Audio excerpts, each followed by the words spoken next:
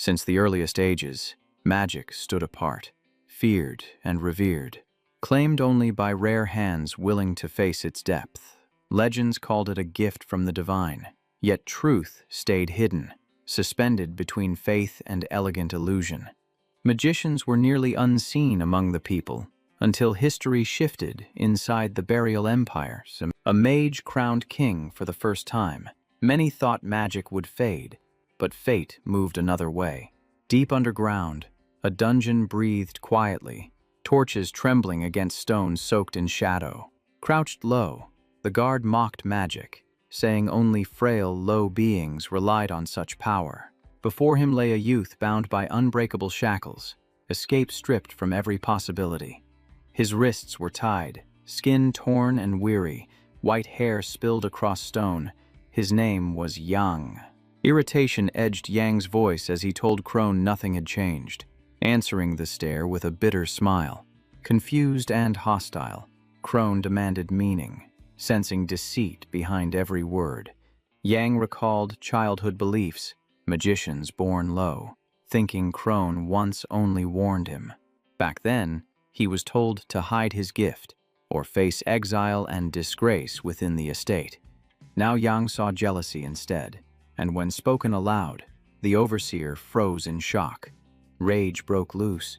Crone struck him hard, ordering silence as fury spilled free. Yang fell to the floor, drained. As Crone claimed, power decided everything. A boot pressed down on Yang's head. Crone vowed to erase him completely. With cruel eyes, Crone said death was desired, steel drawn with cold resolve. Claiming mercy as kin, Crone promised it quick. Yang stared wide at the blade. Wind rushed through halls. Flames shuddered as hurried steps cut the dark. A servant arrived breathless, announcing urgent orders from Duke Hillen. Teeth clenched, Crone turned away. Furious his end for Yang was delayed.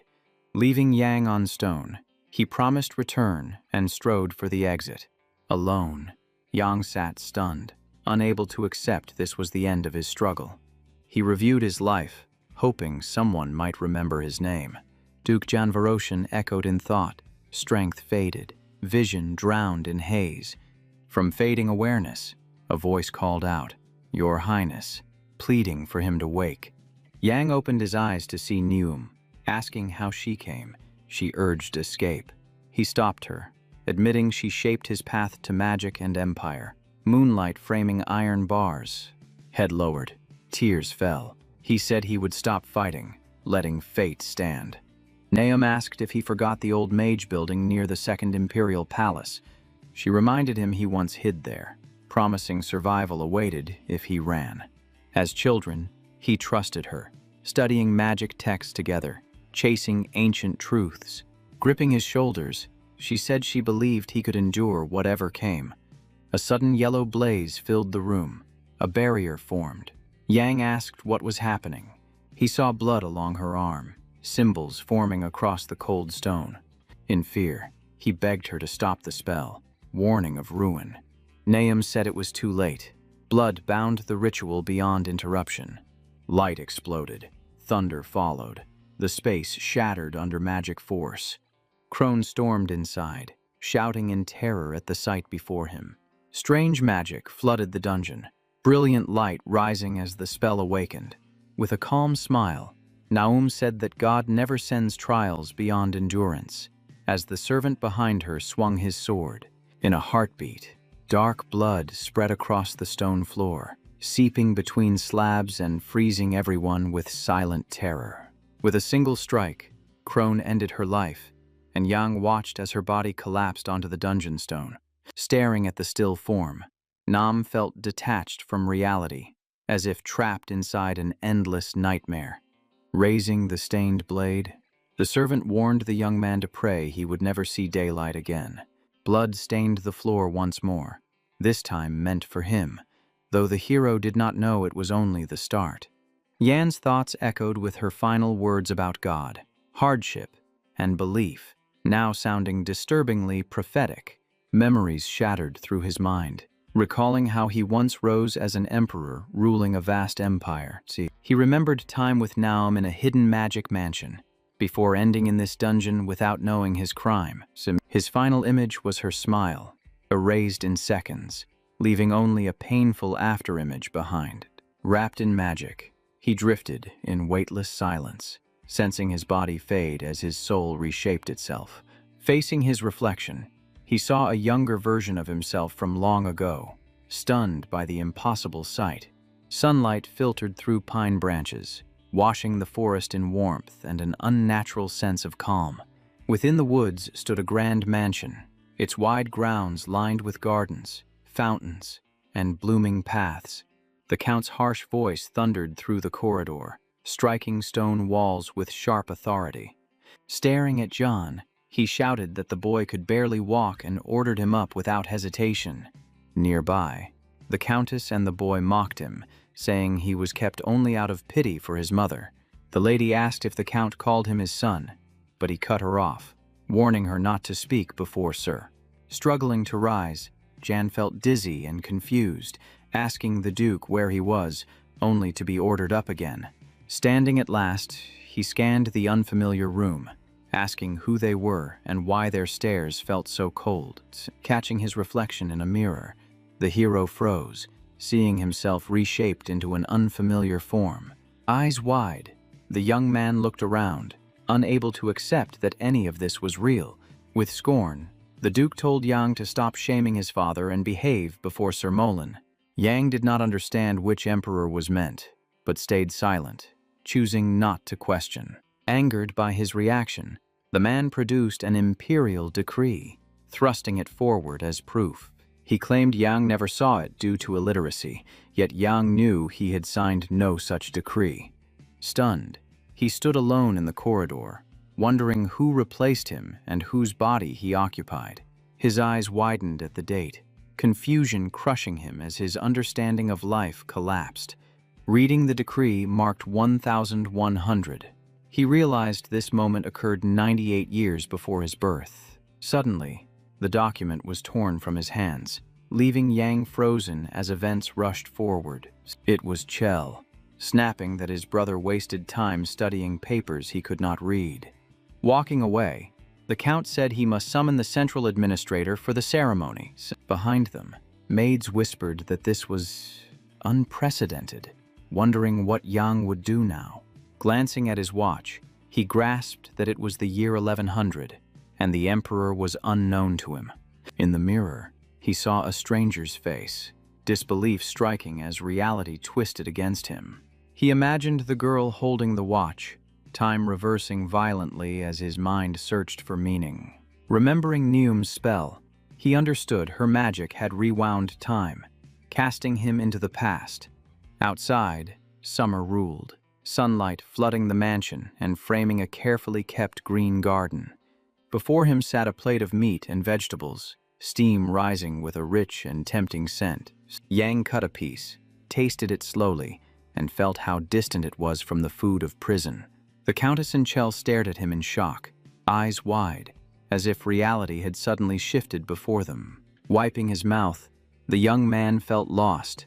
Prison hunger had trained him to eat slowly and sparingly. Smiling calmly, Moline raised his wine and remarked that such behavior showed proper table manners. Noticing the goodwill, the Count asked Molan to speak with the Emperor, and the knight promised he would. With curiosity, Moline noted philosophy was in fashion and asked Yang for his thoughts on the subject. As if recalling something, he turned to Chell and asked which philosopher he preferred, leaving him flustered. Chell strained to recall a single name, but his thoughts tangled and came up empty. Watching closely, Yang realized Molan was testing the family's education. To save the moment, Yang said he admired feline, surprising Molan with the answer. Yang added that the sage's humanist views shaped a ruler's path, clearly pleasing Molan. The Countess ate in silence as the Count joked that the praise sounded almost too easy. Growing serious, Moline said such intelligence would draw attention from emperors and barbarians alike. Hearing this, Yang assumed they meant the night barbarians, feared neighbors beyond the borders. Only one land was called Brack, where clan warriors stood against the empire's edge. Lost in thought, Yang asked if the family had truly signed peace with that warlike clan. His father's hand on his arm pulled him back, cutting through his heavy thoughts. Smiling, the Count said Yang would become a symbol of peace, though Yang recalled his grim future. Hiding his doubt, Yang smiled and agreed, even as his heart resisted. Outside, the mansion stayed serene, while inside tension cracked the family calm. Chell shouted at Yang, claiming blood alone made nobles and accusing him of humiliation. Yang answered evenly, saying exile would have claimed Chell if blood truly mattered. Furious, Chell seized a vase, shouting in outrage as he swung wildly. The vase slipped free, smashing across the tiled floor as shards scattered. Yang watched in silence while Chell screamed insults about his mother and demanded obedience. Rage swelled in Yang, resentment burning for the disgrace his mother endured. His eyes lit strangely, and for the first time he desired revenge. Calling Chell arrogant, Yang released magic, yellow light flooding the room like sudden fire. Blinded and shaken, Chell shielded his face, stunned by the sorcery. He collapsed, staring wide, witnessing magic and Yang's power with disbelief. His mind rejected it, insisting this had to be madness or a dream.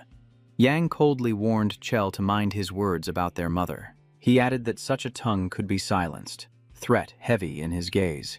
Terrified, Chell cowered, begging Yang to stop and stay back.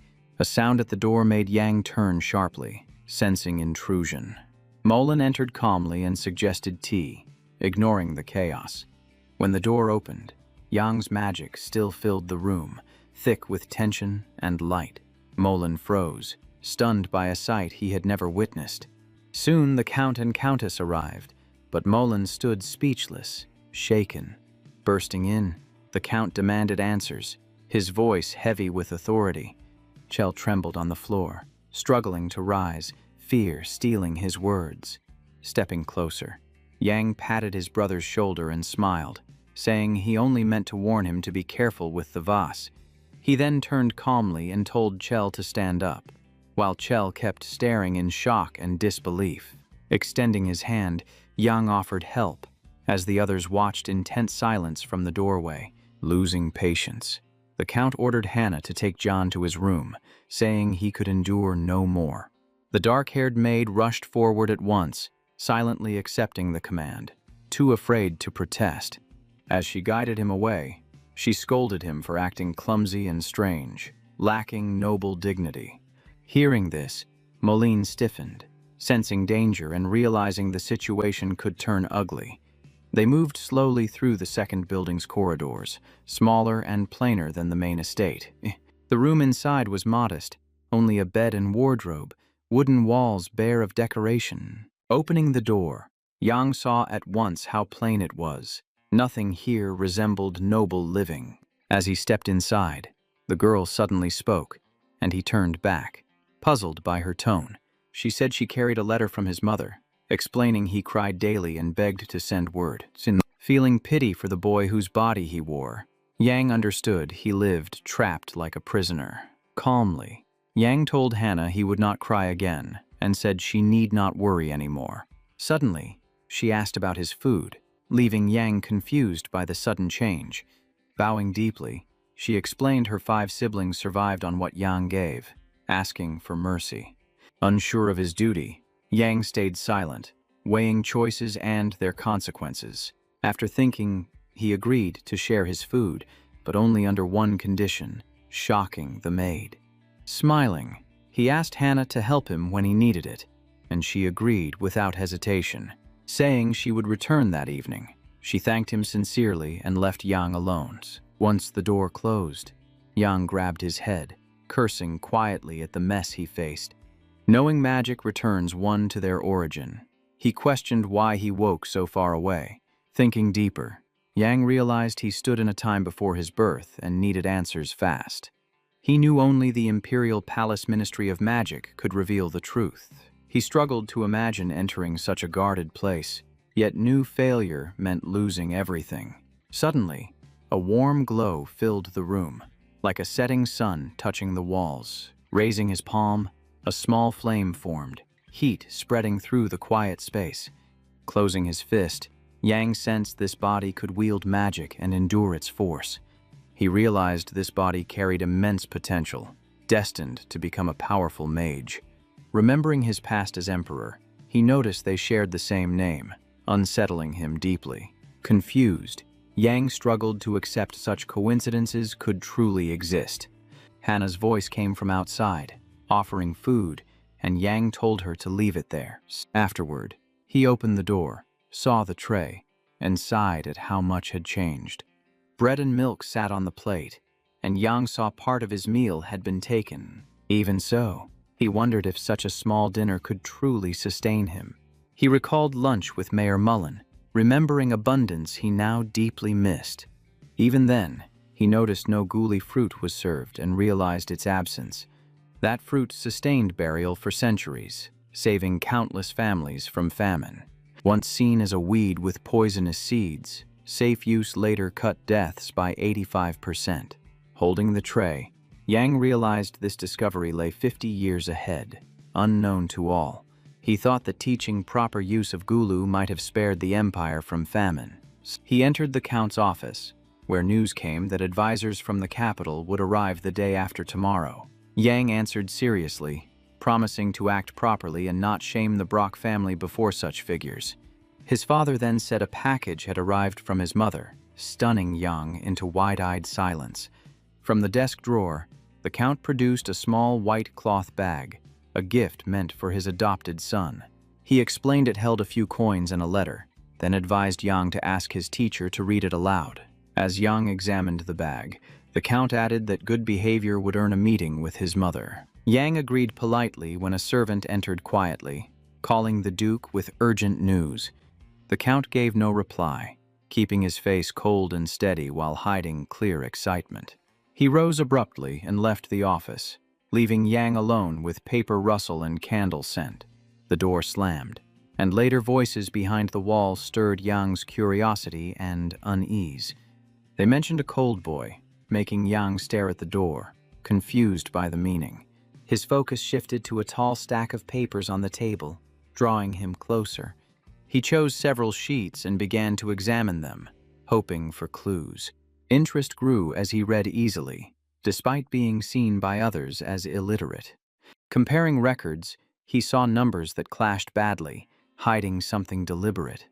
Yang realized it was double accounting, proof his father skimmed taxes meant for the treasury.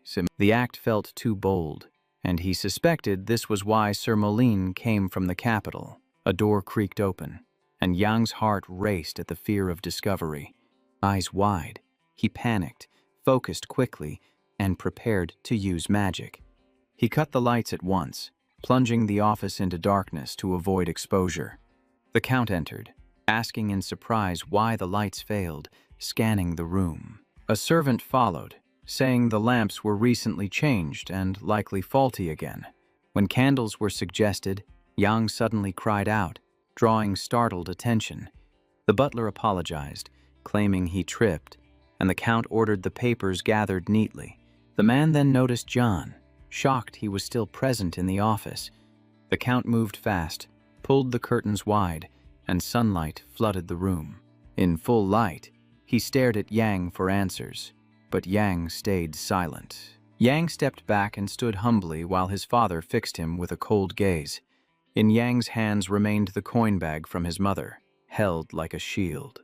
The Count noticed the papers had shifted, and suspicion flared at once. Angrily, he asked what John was doing there, and Yang replied calmly that he was not dismissed. Sitting down, the Count said the unearthly clan demanded a letter signed by John, surprising him. He called the barbarians troublesome and asked John to write to them, with teacher help. He then dismissed his son, and Yang left obediently, avoiding further suspicion. The door creaked shut behind him, the echo lingering in the space. In the hallway, reading the letter, he heard the Count question why expensive paper was used. Jan read that his mother was well under Durga's care and asked gently about him. Walking on, he studied every line closely, searching for meaning beneath the words. The letter said she welcomed his new family and asked a favor if he reached the distant desert. After reading the note, Yang smiled quietly, his doubts confirmed. Now only proof was missing to seal his suspicions. By evening, when moonlight hushed the sky, envoys from the capital arrived, and the Brock estate hosted them with solemn formality. Bowing deeply, Dagor thanked the Count for the honor, saying it pleased him to share the same ceremonial table. So, another guest kissed the Countess's hand with care, naming himself Mac, earning a warm and respectful smile. In the garden, a small pond gleamed with lilies, stars mirrored on its surface like spilled starlight. At dinner, Sir Mullen praised Jan's attire, and the youth replied he long awaited this meeting and wished to hear of the capital. Smiling lightly, Mac asked what stirred such curiosity, interest flashing clearly in his eyes. Yang asked what people truly ate at court, wanting to understand how nobles and royalty lived. Calmly, Dagor said the capital held nothing special. The rich ate well, the poor endured. He added nobles lacked variety, prompting Yang to ask what kind of food he meant. Yang proposed an idea, asking what would happen if a useless food could feed the poor. The table fell silent, guests frozen, stunned by the unexpected thought. Smiling, Max suggested sharing the idea with the prince himself, confident it would please him. Startled, Yang asked who he meant, never hearing of a prince interested in food. Dagor explained the empire had His Highness Gale, known for valuing gifted minds. Yang recalled Gale Varoshan, the one who led the magician's rebellion and fell in defeat. He realized these envoys served that man, here seeking advantage for themselves. They smiled and promised friendship with the prince, while Yang chose caution and calculation. Setting down his glass, Milton remarked time passed quickly and suggested resuming later. He politely asked if his request offended, and the Count agreed to hear him. Milton asked for a private walk, and the Count asked if he meant January. Agreeing, the Count offered Chell to join, though Chell feared staying with his brother. Dabbing sweat from his brow, Chell stepped into the garden, masking tension and fatigue. Mac replied they had nearly arrived, noting Chell's exhausted state. Sensing Milton's gaze, he suggested Chell rest, seeing his condition worsen. Dagor guided Chell to a bench, hoping to prevent collapse during the walk. Yang said he understood, asked Dagor to watch his brother, and continued ahead.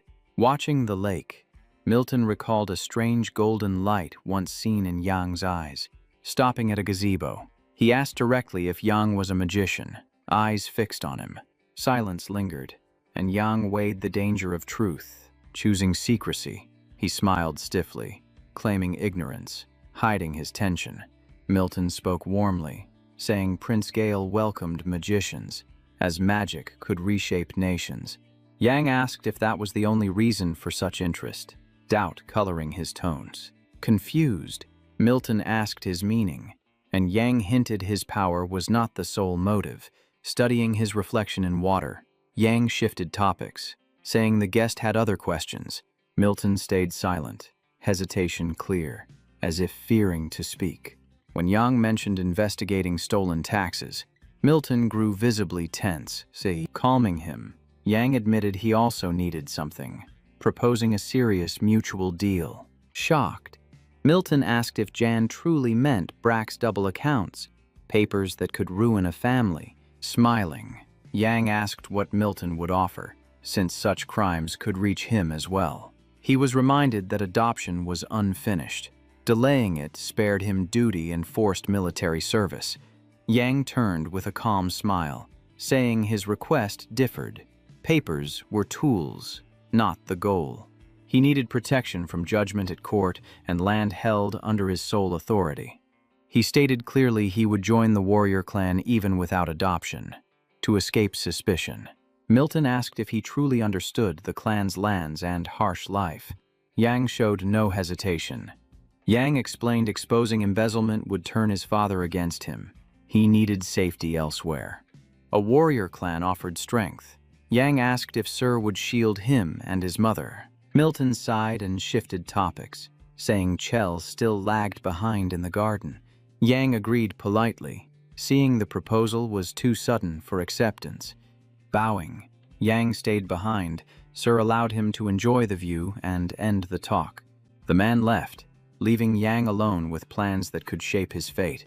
Reflecting, Yang recalled this moment preceded the Brock family collapse. Time pressed harder now. Knowing the palace was closed to him, he chose risky chances over waiting. After giving Moline the forged journal, his next move was seizing the estate. He clenched his fist, resolved to stop being a pawn in others' schemes. First, he needed allies. Yang chose the otherworldly warrior clan as his foundation. Lost in thought, he stared at moonlight on water, the reflection urging action. Turning, he saw a woman in a black cloak. His heart jolted in fear. Eyes wide, he struggled to accept the figure before him was real. With her back turned, she held a pot with a red lily, waiting. Yang rushed forward, gripping her shoulder, warmth proving she was not illusion. She cried out and turned, disbelief, joy, and pain crossing her face. Smiling softly, Yang asked how she was. Tears answered before words. With trembling voice, she asked about him. Glad even for a brief meeting. She said Hannah told her to meet him by the third pond. She doubted it. Hannah insisted firmly, promising the meeting was real, and hope won. She cupped Jan's face, searching his eyes. He said he was well. He apologized for few letters. Distance and danger kept him silent. Remembering something urgent, Yang chose to ask now while she listened. Showing the coin bag, he asked if she sent it. She denied owning gold. Yang pressed the bag into her hands, told her to prepare for travel. Alarmed, she asked if trouble was coming, fear already forming. Kneeling, she said if he must flee the Count, then he should run. Tears fell as she begged him to escape hardship and danger. Yang held her hands, promising to protect them both. She noticed his eyes glowing, speaking excitedly as if seeing change. Yang smiled, said he would stay. He had a plan and direction. Holding her close, he asked her to follow every request he made. Hearing Milton call, Yang urged farewell before his mother was seen. As he left, he asked her to carry more guli seeds for their future use. Releasing her hand, he told her to stay safe, but she stopped him, holding back as if to pass something deeply personal. She offered a pot of red lilies, reminding him he once loved tending these flowers with care. Grateful and moved, he accepted them, memories of childhood and home flooding back. The next morning, walking beside Chell, Yang noticed his brother's fatigue and mentioned seeing his weakness yesterday.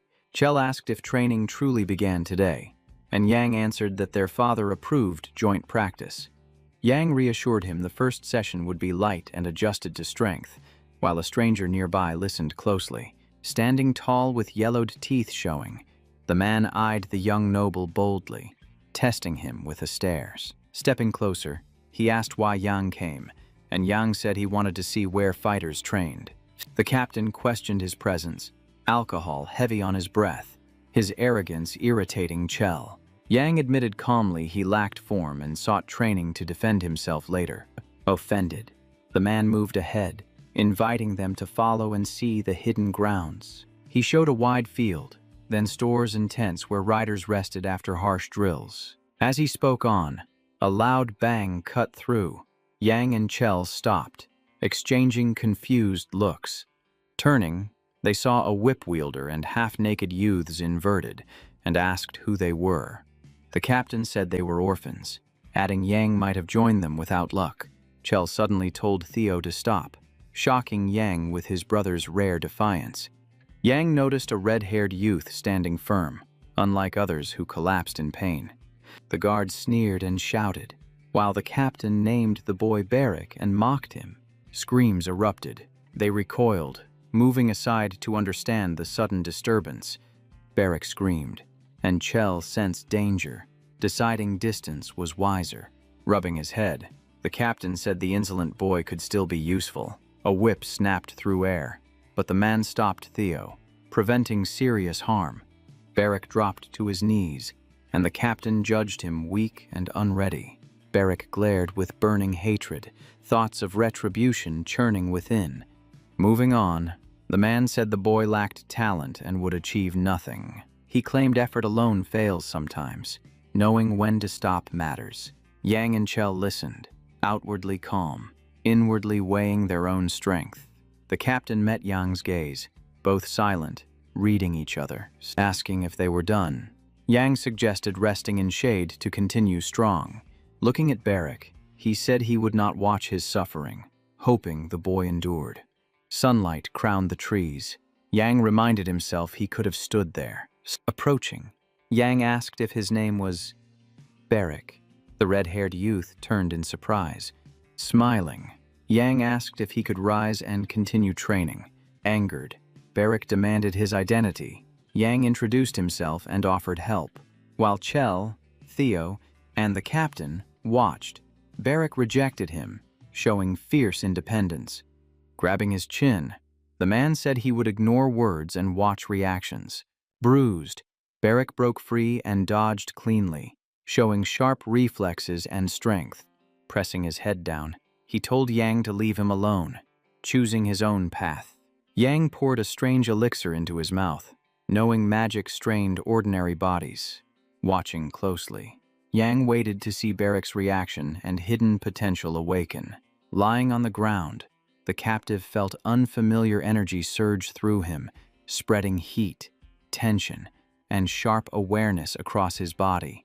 His pupils flared with light, and Yang sensed weak magic, confirming the orphan held dormant power.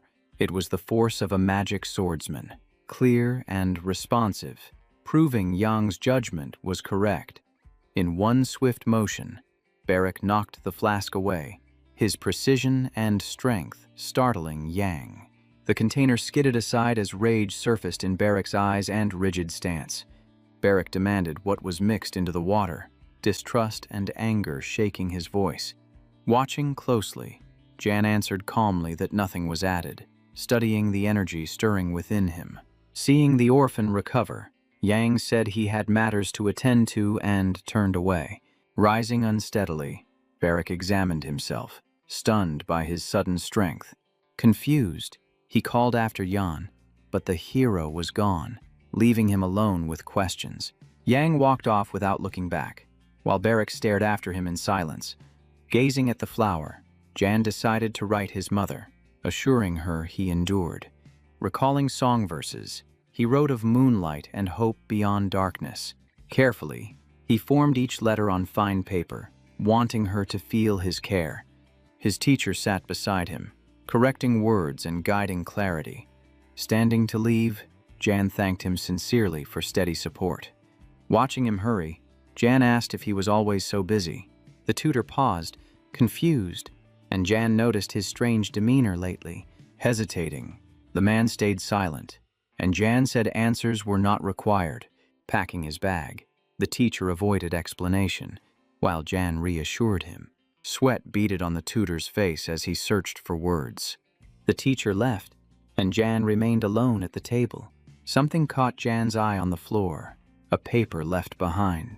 He picked it up, sensing the information might matter. It described climate shifts, details that could alter his plans.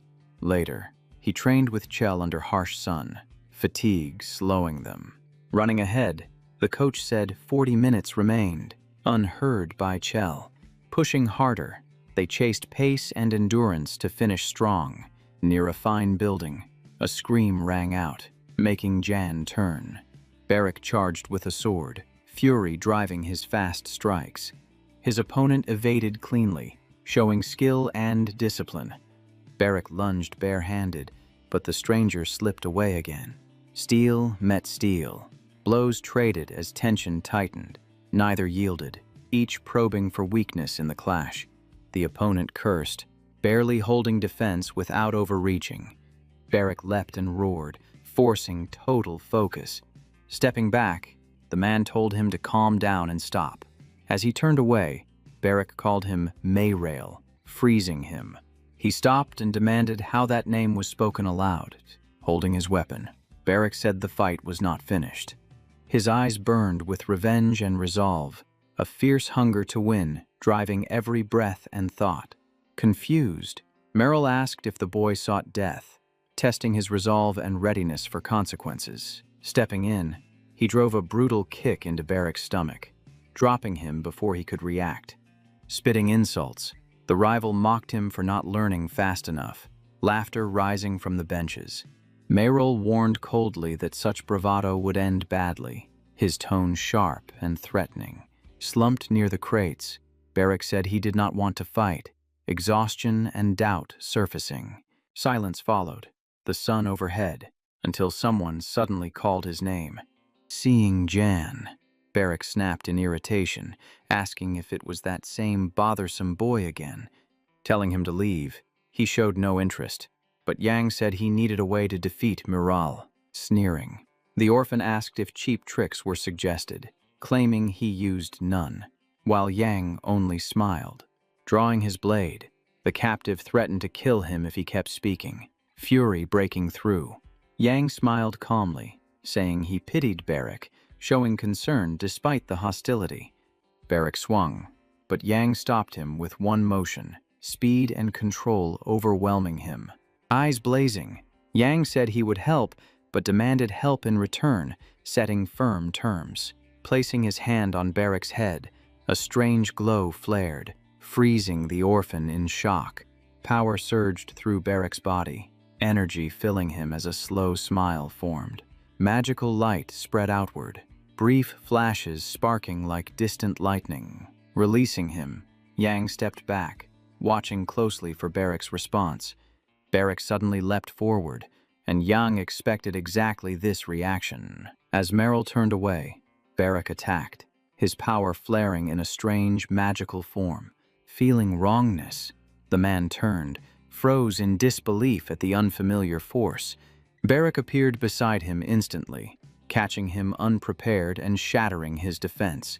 Magic burned in Barrick's eyes, focus absolute, ignoring Miral's reaction. One heavy strike sent his opponent crashing down, strength far beyond expectation. Grabbing his jacket, Barrick ignored pleas to stop, reasoning falling on deaf ears. Refusing restraint, he continued striking, intent on finishing the fight. Moments later, the ground stained red as Miral failed to defend himself. Onlookers froze, stunned by the sudden fury and strength of a young captive. They rushed in, shouting for Barrick to stop, but his assault continued unchecked. As he swung again, they restrained him, shocked by his loss of control. Dragging him down, they forced Barrick to the ground, struggling to calm him. Lying there, he laughed wildly, fearless, unmoved by pain or consequence. Smiling, he said he waited long for this moment, refusing to leave it unfinished. They pinned his head down again, blows settling him as the captain arrived. The coach ordered Miral sent to the infirmary and Barrick taken away. Barrick caught a gaze watching him and froze, fearing punishment. Turning, he greeted Sir John, who observed silently, emotion hidden. The captain asked if Barrick erred, and Jan said he only followed demands. Sensing tension, the coach ended training as the injured were removed, and Jan agreed. Watching Barrick taken away, Jan asked about punishment. Hearing flogging and exile awaited, shock crossed his face as he asked again, a new outcome forming in his mind. Not ideal, yet acceptable. Weighing the orphan alone, Yang chose to keep Barrick close, shaping him into a tool aware of his own skills. Training ended. Tea was served. Yang faced Milton and the guests, asking if the deal shaping their shared future was decided. The seer bowed his head in silence, while Mac and Daegor stared, lost on how this concerned their roles. After a brief pause, he said the Count knew these games well. Proof was needed. Outside, help required. Jan agreed at once, pledging numbers on grain, mountain minerals, and farmer taxes without delay. Milton smiled, praising the resolve shown, valuing a youth who chose firmly under pressure. He bowed back, certain this moment shaped tomorrow, offering respect while accepting the weight ahead. The young man thanked Sir Milton, knowing his judgment was right, sensing how vital this accord was. Spotting the matching brooch and paper mark, he sensed a hidden pact binding them quietly. Sipping tea, Yang stored every detail, planning moves while accounting for unseen schemes. When it ended, he walked alone, measuring his future, his chances, his need for strength. Without warning, hands seized his jacket hard, leaving no time to react. The stranger dragged him around the corner, strength crushing any thought of escape.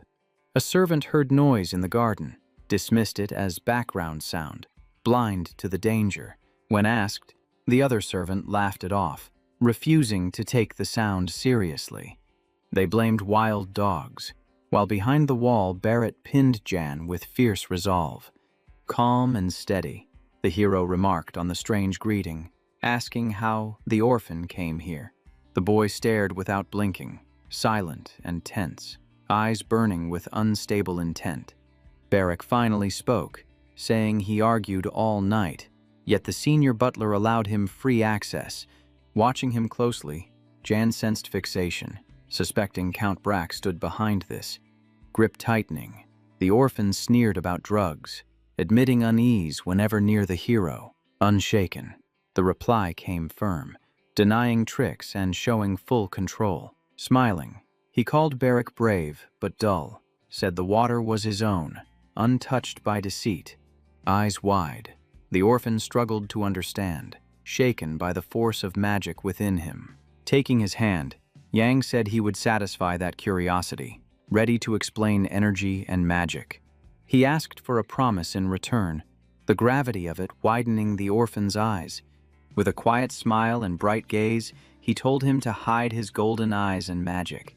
Seeing the glow, Barrack shouted, and the hero warned him to mind his manners. Anger flared as he tried to argue, yet Yang spoke on, ordering him to serve as bodyguard. Touching him, Yang said the sensation was power within, usable through control. A finger touched his chest, light burst forth, revealing energy and stunning Barrack. Fist clenched, torso glowing. He asked about magic, desperate to grasp its source. Curious, Yang asked of magic or sword arts, and at the empty answer, clutched his head. He promised full answers, urging focus, as the boy leaned in, ready to learn. Yang explained that some souls find resonance, and that force is known as magic. He added that Barrack held potential, yet his skills blocked energy, limiting growth. Yang urged him to use those skills, and the orphan asked if they truly sealed his power. He said their path must link body and soul energy to unlock true strength. Barrack rushed forward, eager for guidance, but Yang pushed him back, demanding attention.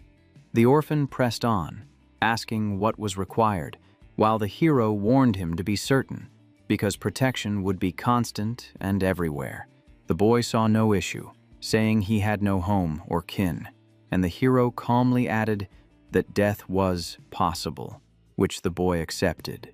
Smiling, they sealed the pact with a handshake, confirming shared duty and intent, ready to move forward together. Feeling the grip, Yang sensed Barrack's stubborn and careless nature, the very trait that forged strength and survival in combat. Recalling their first meeting, the hero knew he fit the swordsman path, as true strength shapes rare character and skill. Remembering how the orphan fought, he knew such fighters reject defeat and deny enemies any opening through sheer will. Barrack's burning stare revealed fearlessness toward death, the kind that stands firm even when hope thins. Standing still with joined hands, Yang knew a warrior unafraid of death holds unmatched danger and resolve. Slowly, power returned to the orphan's body, a strange glow spreading as energy and potential surged again. Watching the flow settle, Yang realized Barrack could now express the strength expected of a swordsman. Gripping tighter, the hero offered friendship, promising shared trials, shared defense, and mutual survival. At lunch, Yang heard the Count scolding from the doorway, the tone sharp, yet he walked in unshaken, letting the lecture fade. He sighed inwardly, focusing on plans ahead and the weight of coming tasks. As the Count talked and drank, drowsiness crept in, until the ring caught Yang's eye, sparking surprise. He had never noticed Durgi's taste for gems, yet the ring never left his hand, stirring suspicion. He briefly thought it a wedding ring, then dismissed it, as the stone was plain and lacked brilliance. Studying it closer, he sensed the ring served no beauty, but carried another purpose entirely. A strange sound echoed, familiar from the Count's office, when the same ring had been present. Unease grew as he wondered what Durgi concealed, and what secrets clung to that ornament. Catching his stare, the Count snapped for him to eat, while the Countess and Chell stayed silent. The Count asked about the new friend, while the young man repeated Barrick's name, unsure why it mattered. He explained seeing Barrick train with his brother, believing their paths would never cross again.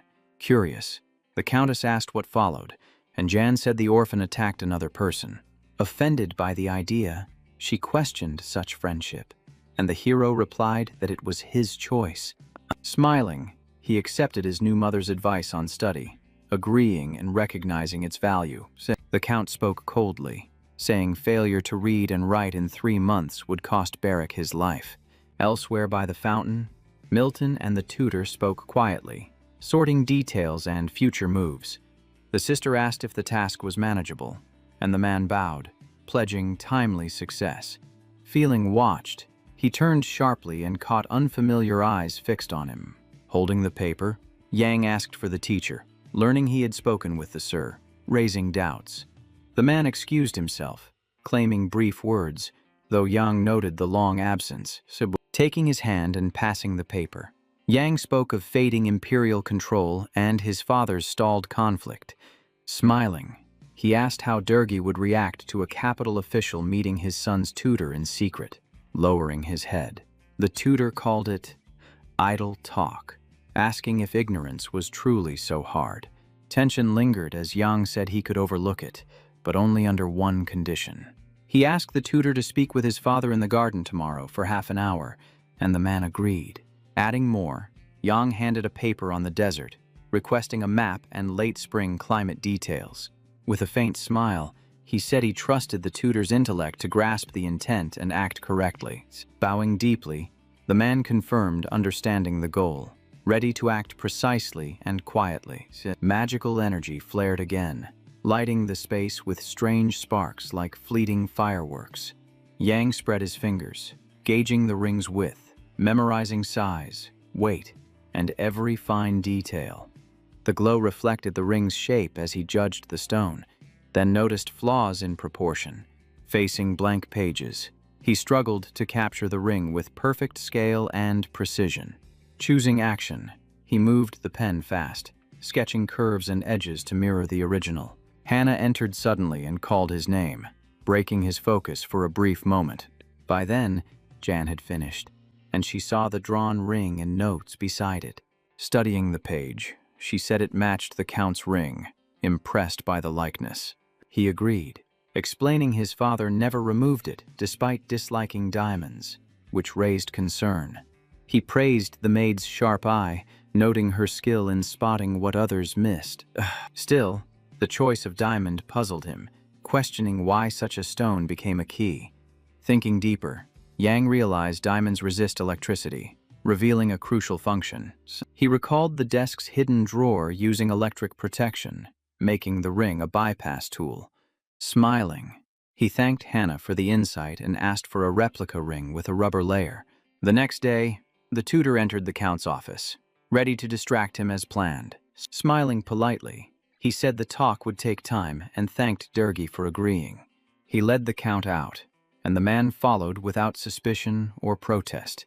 In the corridor, the Count questioned the reason and destination of the discussion. From the corner, Yang watched closely, steadying himself to execute the plan. They walked toward the doors in silence, aware the talk carried weight. Hannah stayed with Yang, and he asked her to bring the fake ring. She unwrapped the cloth and handed it over, the copy clean and precise.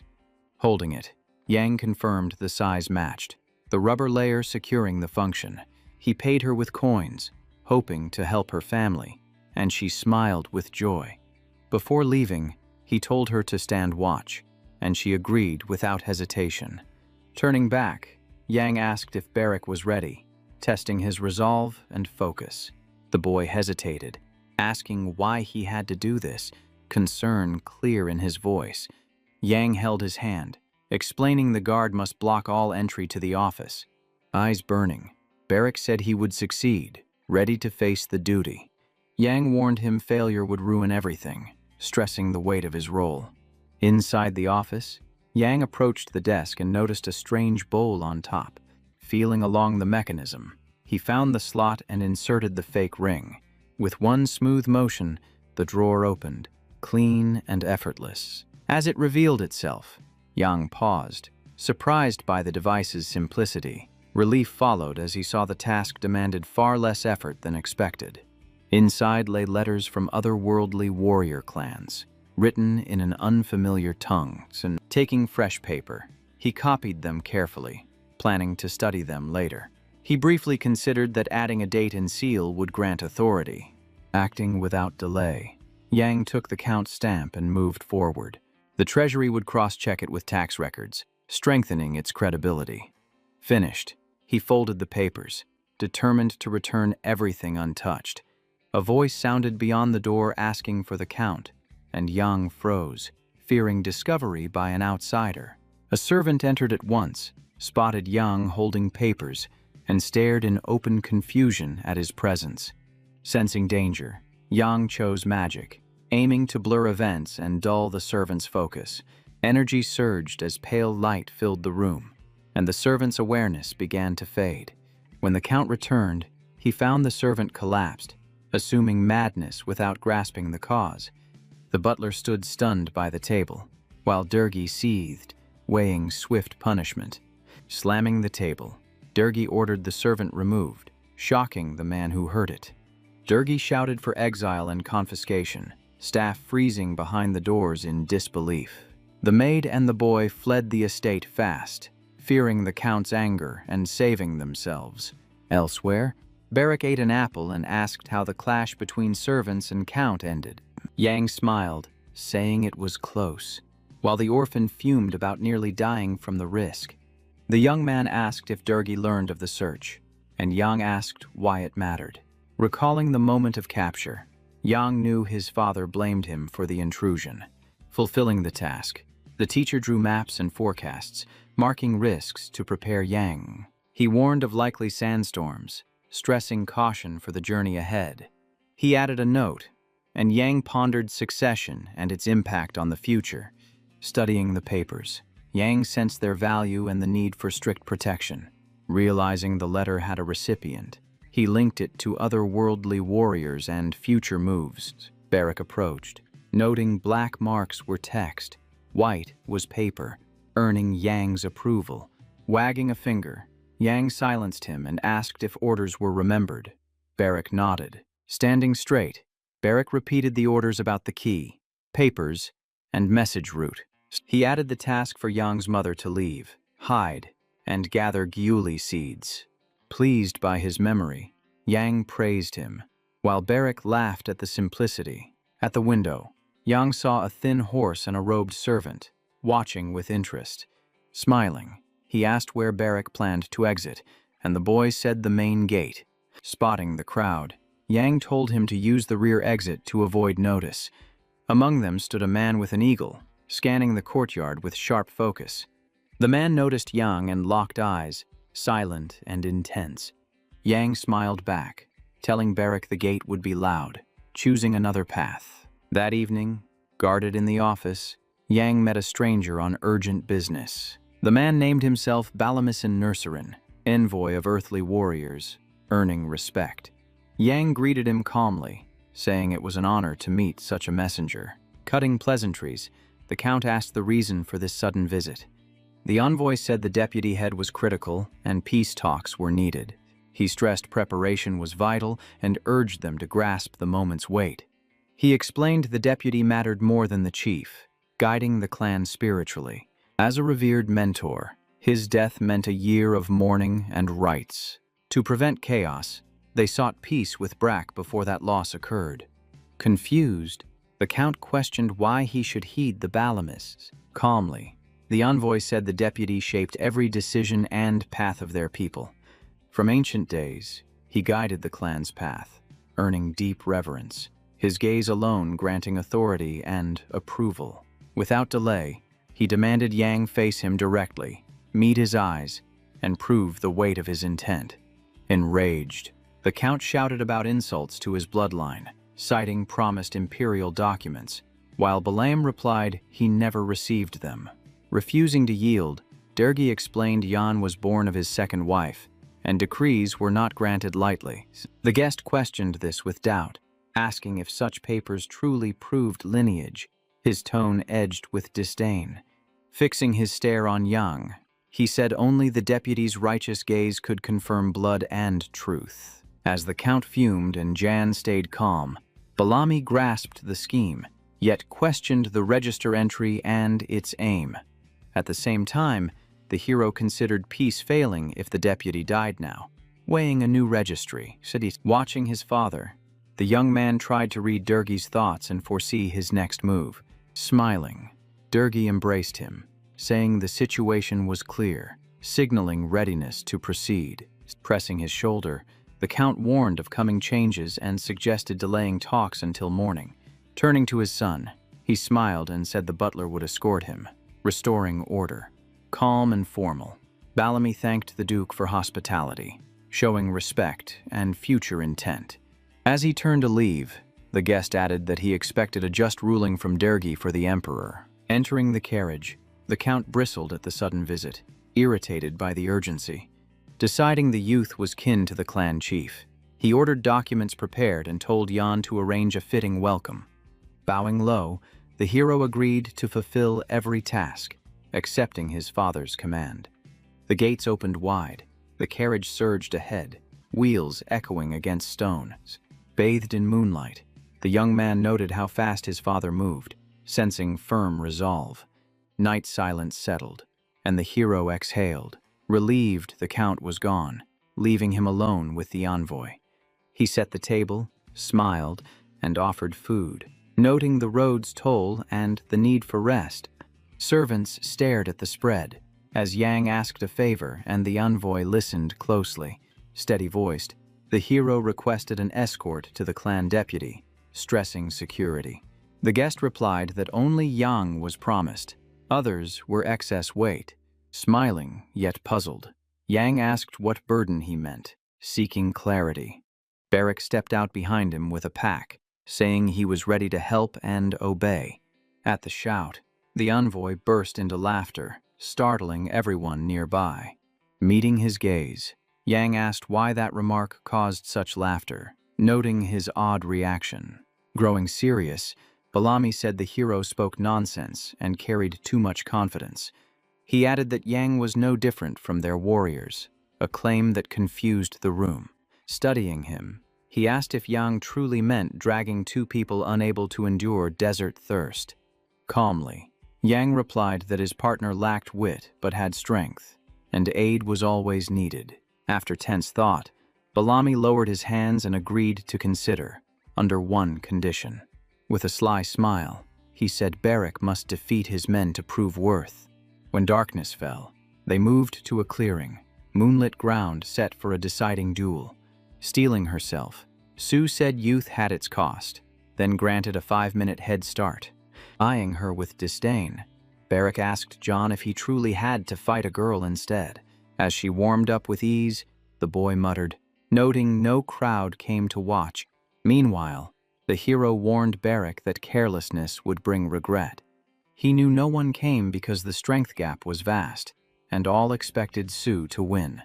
The warrior suddenly spotted a glowing window in the mansion and shouted in anger, losing focus before the fight began. Yan answered calmly that the glow marked Nurserin, god of death, an omen that struck the orphan silent. The boy flared up, yelling that no one could belittle him, while the hero worked to steady his rage. Time for preparation drained away, and the hero said victory required only defeating the opponent. Wanting to help, he invoked magic, his palm glowing softly as power gathered again. The light mirrored in his eyes, pressing confidence and victory deep into his ally's thoughts. Grasping his hand, Yang told the orphan to listen closely, promising the path to triumph. Confused and tense, Barrack held on, trusting his master who claimed to know the way. Clouds slid over the moon as Su loudly asked if her opponent stood ready to fight. She raised the timer, set for 5 minutes as promised, and prepared to begin. Smiling, she said knocking her out within that time meant victory. Otherwise, shame awaited him. Pulling her hair back, she declared that 5 minutes was enough for a flawless win. She showed a rubber band, mocking that even defeat would not make her cry. Snarling, the orphan promised pain and regret for agreeing to face him. He burst forward like lightning, dust exploding as distance vanished fast. With long strides, Barrack closed in while his opponent stood calm and still. At striking range, he hurled his fist, intent on crushing her confidence instantly. Rising on her toes, Su said he would cry instead, slipping aside in one smooth motion. Shock hit as his punch cut air, despite every calculation being right. Using speed and small frame, she dodged cleanly and spun past him. Turning fast, the orphan saw his plan fail, disbelief cutting through his confidence. She darted in to counter, faster than he expected. Enraged, he swung wildly, yet every strike met empty space. Realization struck that her speed matched the impossible, leaving him shaken. She flashed from side to side, teasing him with fleeting presence. Dropping low, she planted her palms, muscles tightening, breath held. Balanced on her hands, she flipped and struck his face, sending him reeling back. Teeth clenched, he cried out, barely slipping away from another jaw-crushing blow. Shaken, he stepped back, fighting for breath and balance. Blood spilled from his nose, wiped away fast as he forced himself onward. Su mocked him, asking how such clumsy moves could ever win. She wondered how he would last 5 more minutes when he already faltered. Barrack smiled back, saying he would not suffer and still had time to win. In the silent clearing, the fierce clash continued, Yang watching without moving. Without emotion, he saw his partner falling behind, strength draining as expected. Su pressed the attack, while the orphan crouched and retreated under pressure. The exchange went on, the girl dominating as the boy struggled to stay upright. Even so, he held her gaze, unable to grasp how such power fit her frame. Smiling wide, Su enjoyed the upper hand, sensing victory closing in. Drawing her arm back, she drove her knee forward, aiming to end it in one strike. Seeing Barrack nearing defeat, Yang chose to intervene with magic, ready to reverse the flow and save the fight. Without sound, he sent a mental command, urging the orphan to endure and fight on, their eyes locking in tension. As Su swung again, Barrack intercepted the strike, revealing raw strength and stunning her for the first time. She cried out in shock and pain, unprepared for the sudden resistance from someone she deemed weak. Using the opening, the boy announced it was now his turn to strike back and prove himself. His voice cut through the clearing, shattering the night calm as dark birds scattered from the trees. Beneath the full moon, Su screamed for release, but Barrack tightened his hold without hesitation. She fought to escape, yet the orphan said he followed Jan's command and refused to let go. With eyes blazing, he shouted that he nearly ended her, his rage so fierce it unsettled even Yang. Face flushed and tears held back, Su cursed in pain and shame, facing defeat for the first time. Watching her, Yang realized Nurserin sent her to prevent bloodshed and ordered her to report the bodyguard's win. Smiling faintly, he said the bruises suited her, giving her a strange and unfamiliar look. Flat on the grass, she accepted that fortune had abandoned her, the loss cutting deep. Nearby, Yang saw Barrack still gripping his opponent as she struggled desperately to break free. A sudden surge of energy behind him made Yang order Barrack to release her, the glowing window unchanged.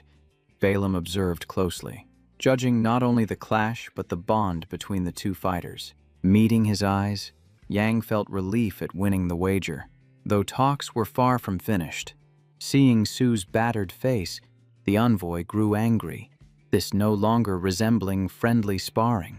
Seated before him, Yang apologized for his guard, while Su stood aside, Seething with controlled fury, Bellamy asked if Yang dared mock him with such a display.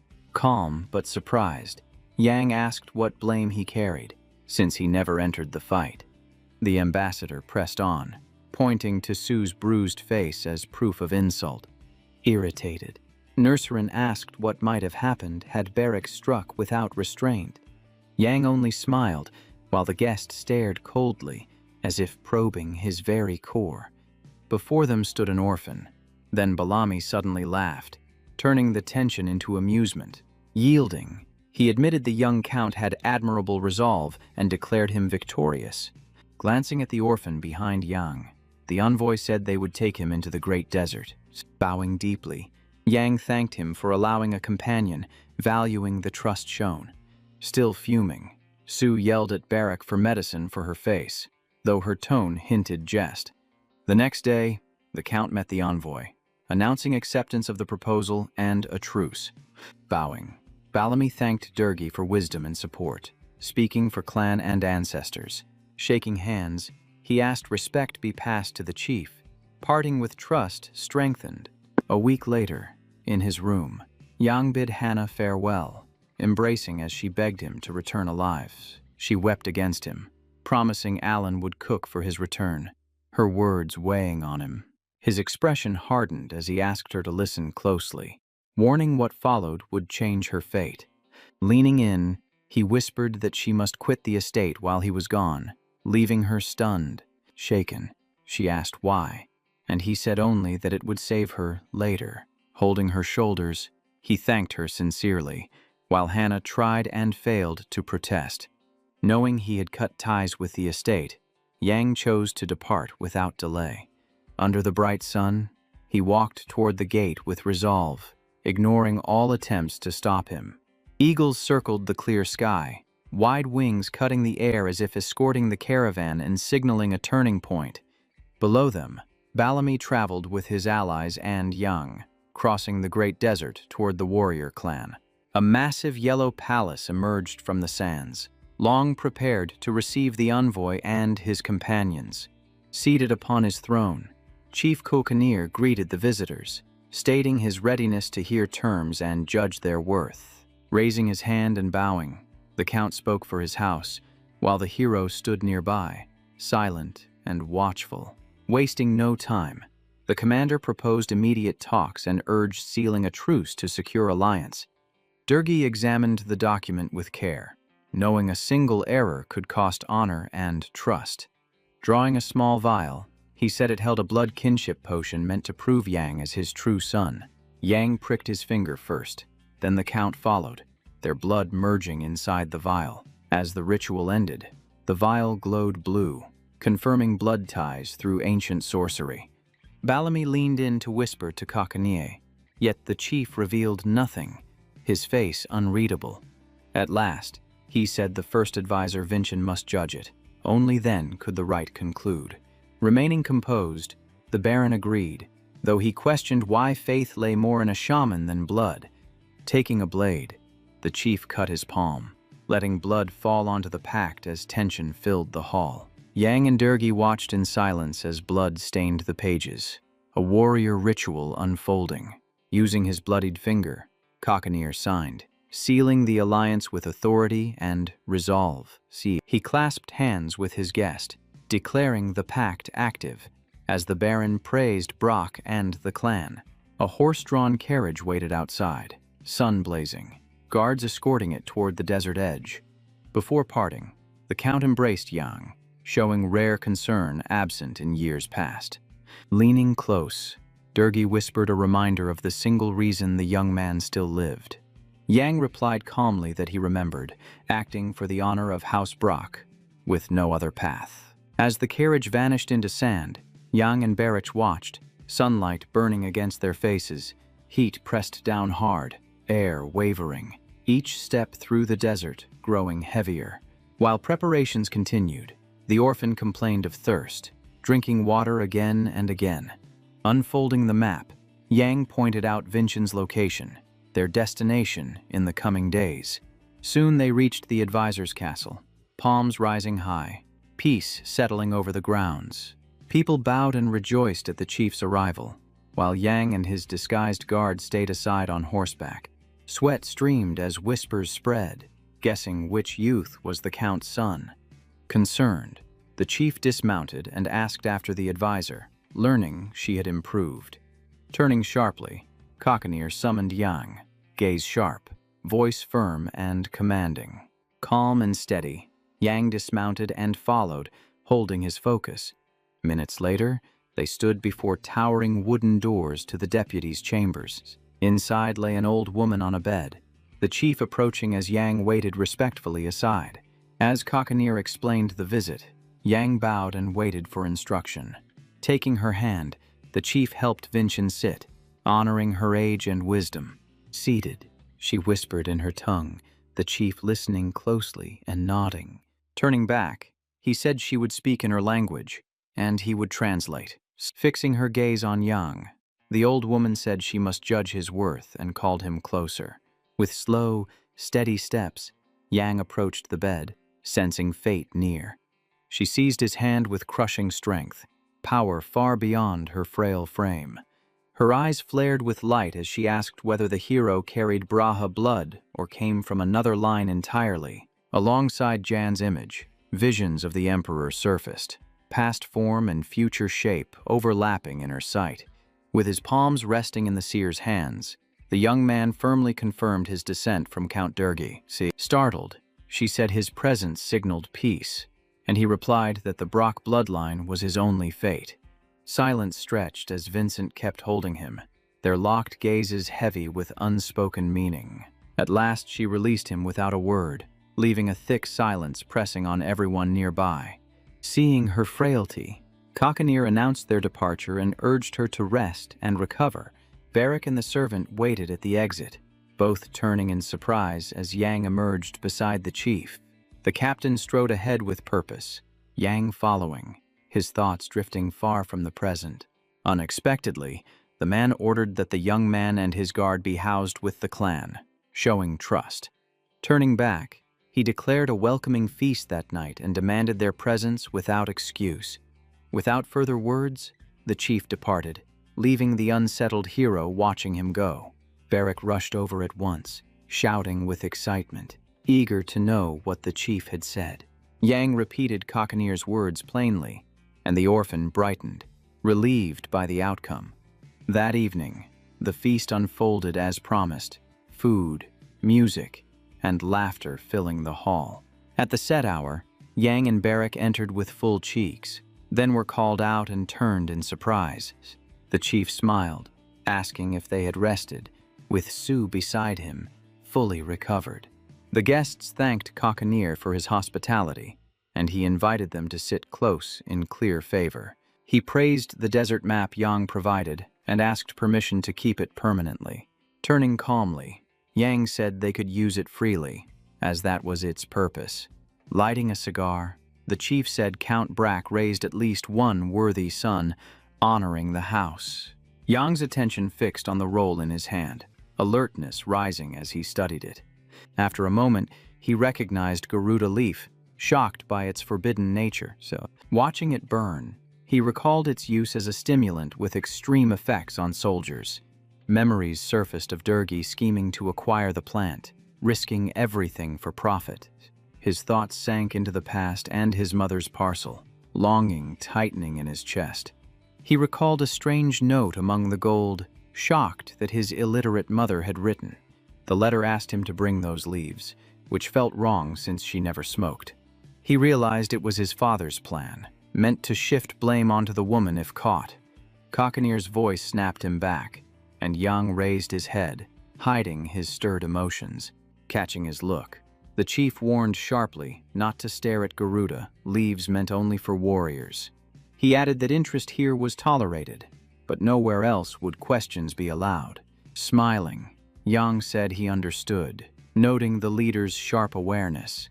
Thinking ahead, he knew stirring smuggling rumors could shatter fragile reconciliation. He then felt a piercing stare from one of Cockanier's servants and grew uneasy. Curious, Yang quietly asked Sue about the man, hoping for insight. She said he was Boomer, cousin to the chief's stepmother, overseeing clan provisions. Yang's unease grew as the man refused to look away, tension rising each moment. A servant approached the chief carefully, calling to him without disrupting the feast. Leaning close, he whispered in Kokanir's ear, and the chief's face hardened with sudden intensity. Rising abruptly, he followed the servant toward the exit in silence, offering no explanation, and no one stopped him. Watching them leave, Yang assumed the chief rushed off because of Vincent's condition, dread tightening in his chest. Sue stepped closer and said it was the healer, since no one knew how long the old woman would last. The young man asked calmly if there was truly no cure, shocking her with such a bold question. Sitting beside him, she said there was one method, uncertain in result, requiring a silesque flower. She added the plant never withers, and Yang's eyes widened at the words. Remembering the red lily in his room, he realized it matched the flower she described. Stunned, he grasped the chance, knowing that flower could save Vincent. Night faded, dawn rising over the sands, fire-colored skies greeting a tense new day. In the desert center stood the town of otherworldly warriors, wrapped in myth and secrecy. The first advisor lay unconscious since nightfall, healer and chief waiting anxiously nearby. The clan debated finding Silesque, recalling the last failed expedition, leaving Kokanier uncertain. Seeing the guests inside, the leader snapped, asking why Nurserin brought Yang here at all. Yang stood with Balaam at the entrance, silent, tension thickening the air. The advisor declared the young man knew where to find Silesque, stunning the entire room. Elders and leaders stared at Yang, waiting for proof, the silence heavy. Older warriors whispered doubts, dismissing the flower as legend. Kokanier sneered, asking if Yang truly knew its location, anger flashing in his eyes. He slammed the table, shouting that the boy had no right to meddle in clan matters. Furious, he rose and ordered Yang returned to his quarters immediately. Yang refused to retreat, speaking of a flower that never wilts, hoping to sway them. He asked if Silesque was red, and Kokanier froze at the detail. Voice shaking, the leader asked if Yang had truly seen such a plant. After a pause, Yang said it might be on his father's estate, but he had conditions. He stated Brock belonged to the Boreal Empire, and the Emperor knew of the peace pact. Firmly, Yang demanded safety and respect, not as a guest, but as an imperial envoy. Smiling coldly, Kokanier stepped closer, eyes hard. Near his face, he asked mockingly if he could pose one question. Grabbing Yang's neck, he asked if the Empire would send troops should he die here. Holding steady, Yang said armies were uncertain, but his death would bring severe consequences. Locking eyes, he said the soul of the imperial palace lived on through him. Scoffing, the leader told him not to insult him with such claims. Deciding to settle it, Kokanier dragged Yang toward Vincent's chamber, beads swaying at the doorway. Seeing this, the old woman rose weakly, the healer supporting her shaking frame. Holding Yang's hand, the chief asked Vincent directly if his words were true. She stayed seated, silent, her gaze deep and unreadable. Suddenly, strange magic flared in her eyes, the air tightening with unease. She uttered a sound and pointed at Yang, confirming his claim without words. The doctor caught her before she collapsed, while Kokanier stared in horror, unable to grasp the sudden surge of magic. The woman dropped into a seat on instinct, and the chief froze, still gripping John's hand, stunned and waiting. A pale glow formed above the hero's head, but seeing Madame Vincent weaken, he turned toward her, worried. The old woman broke into harsh coughing, drained and shaking, her breathing growing heavier by the second. She fell back onto the bed, and the leader felt the chilling thought that death was now close. Everyone rushed forward, yet Vincent lay still without response, tightening the room with fear. Grasping the danger, the boy said events aligned and reported that the Silesque was already in his room. The chief instantly ordered them to fetch the flower from John, praying it would save the seers. Barrack blocked the exit, asking in panic why tempers flared and what they should do next. Calmly smiling, The hero said everything was fine, masking deep worry beating in his chest. Thinking of the red lily, he realized it was his first true offering to the clan as an honored guest. Later, he met Balam and Kakantir again at the table. The map spread wide, the plant nearby. Bowing deeply, the chief thanked him, knowing their advisor would have died without his help. The hero replied firmly that what he heard was insufficient. More routes were needed for the remedy.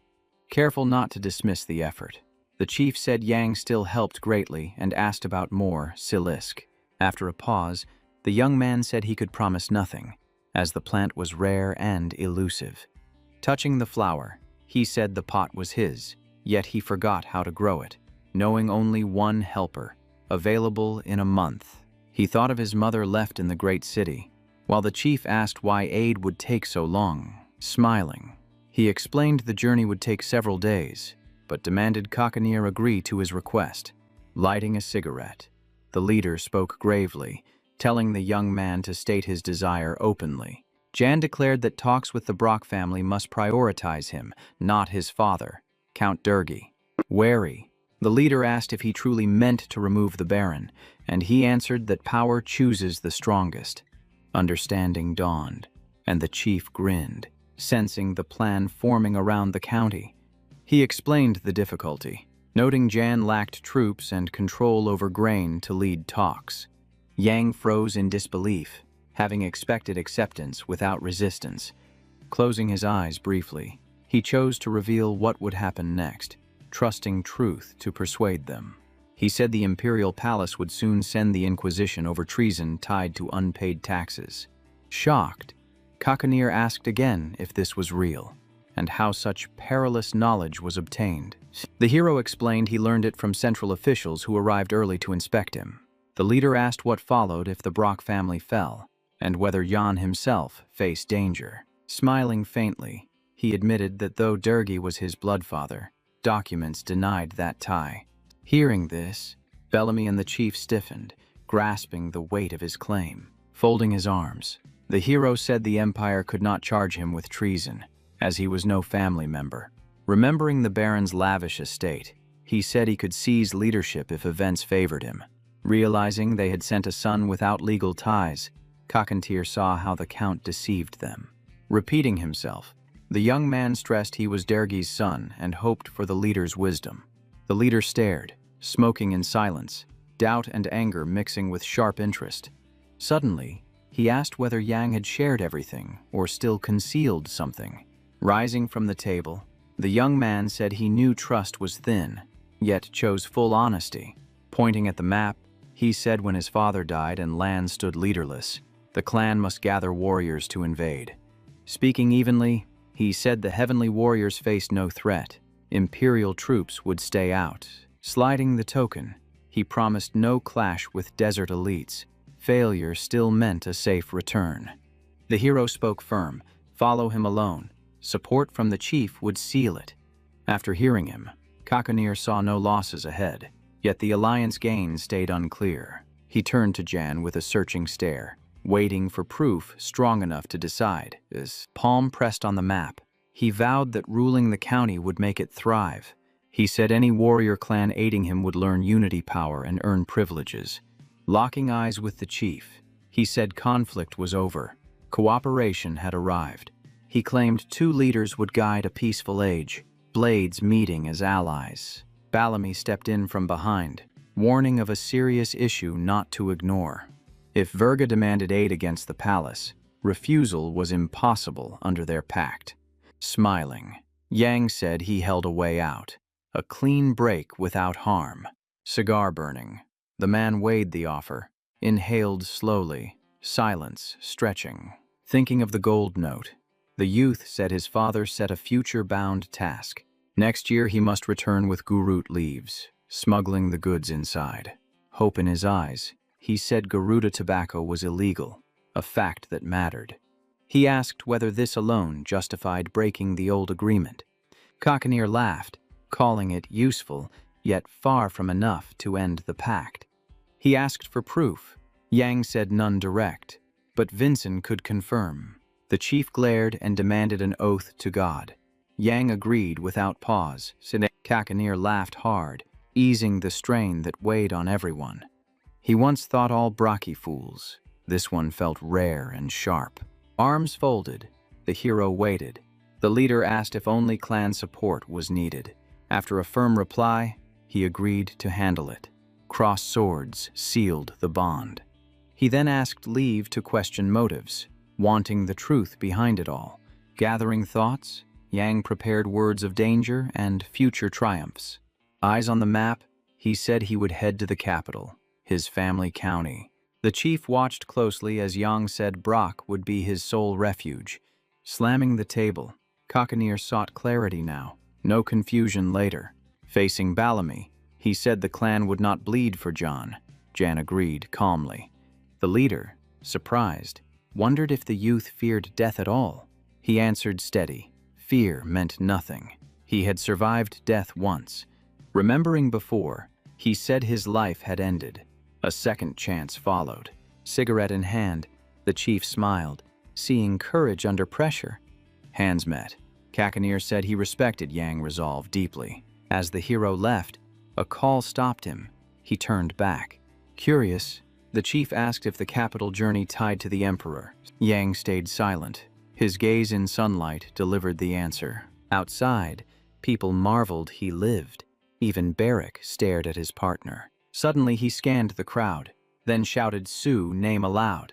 All eyes snapped to the girl, unprepared for attention. She froze as surprise locked her in place. The hero stepped closer and asked for help. She hesitated, unsure what role he meant.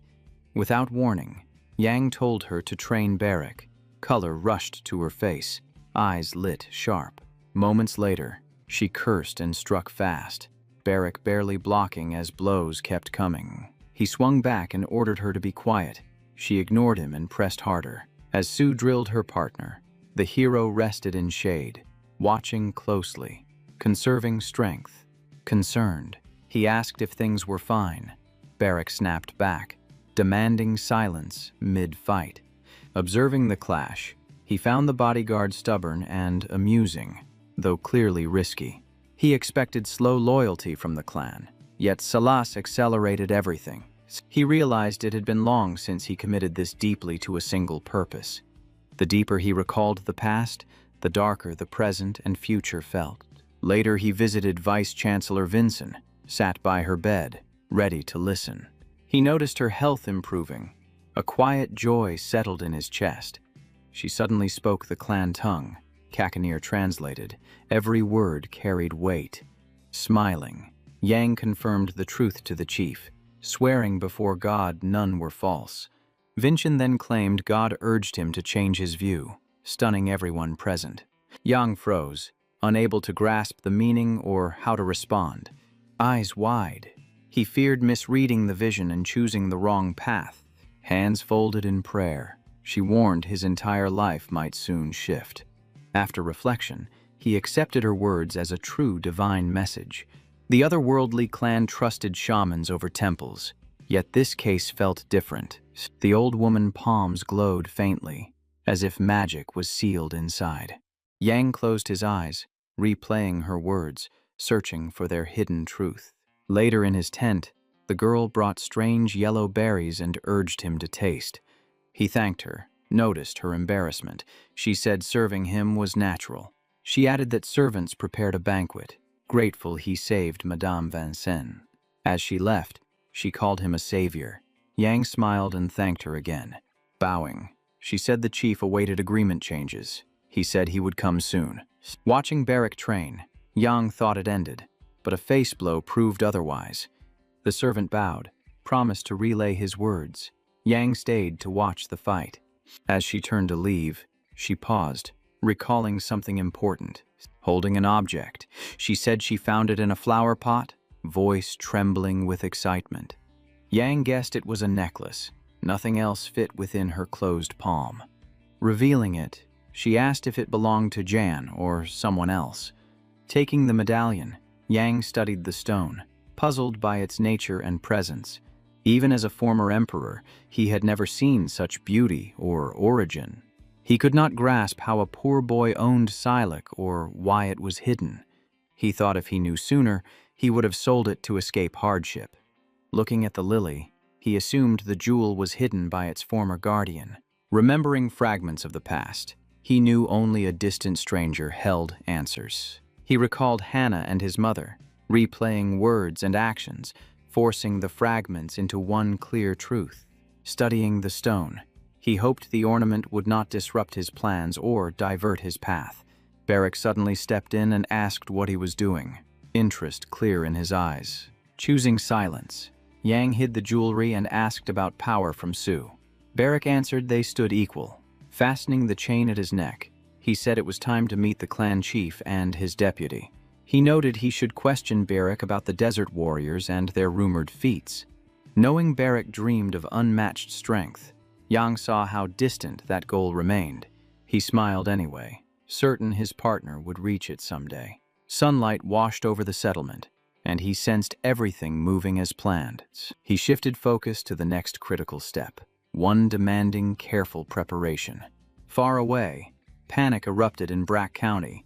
A butler burst into the Baron office, shattering calm. Furious, Durgi yelled at the servant to stay quiet and demanded an explanation. Stuttering, the manager said tax police arrived from the capital, urging him downstairs. Soldiers already filled the estate hall, dread pressing heavily on the barren heart. At their front stood Batty Erica, tax police captain. Her sharp gaze set her apart. She scanned every corner, searching for signs of hidden wrongdoing. Spotting the Count, she addressed him.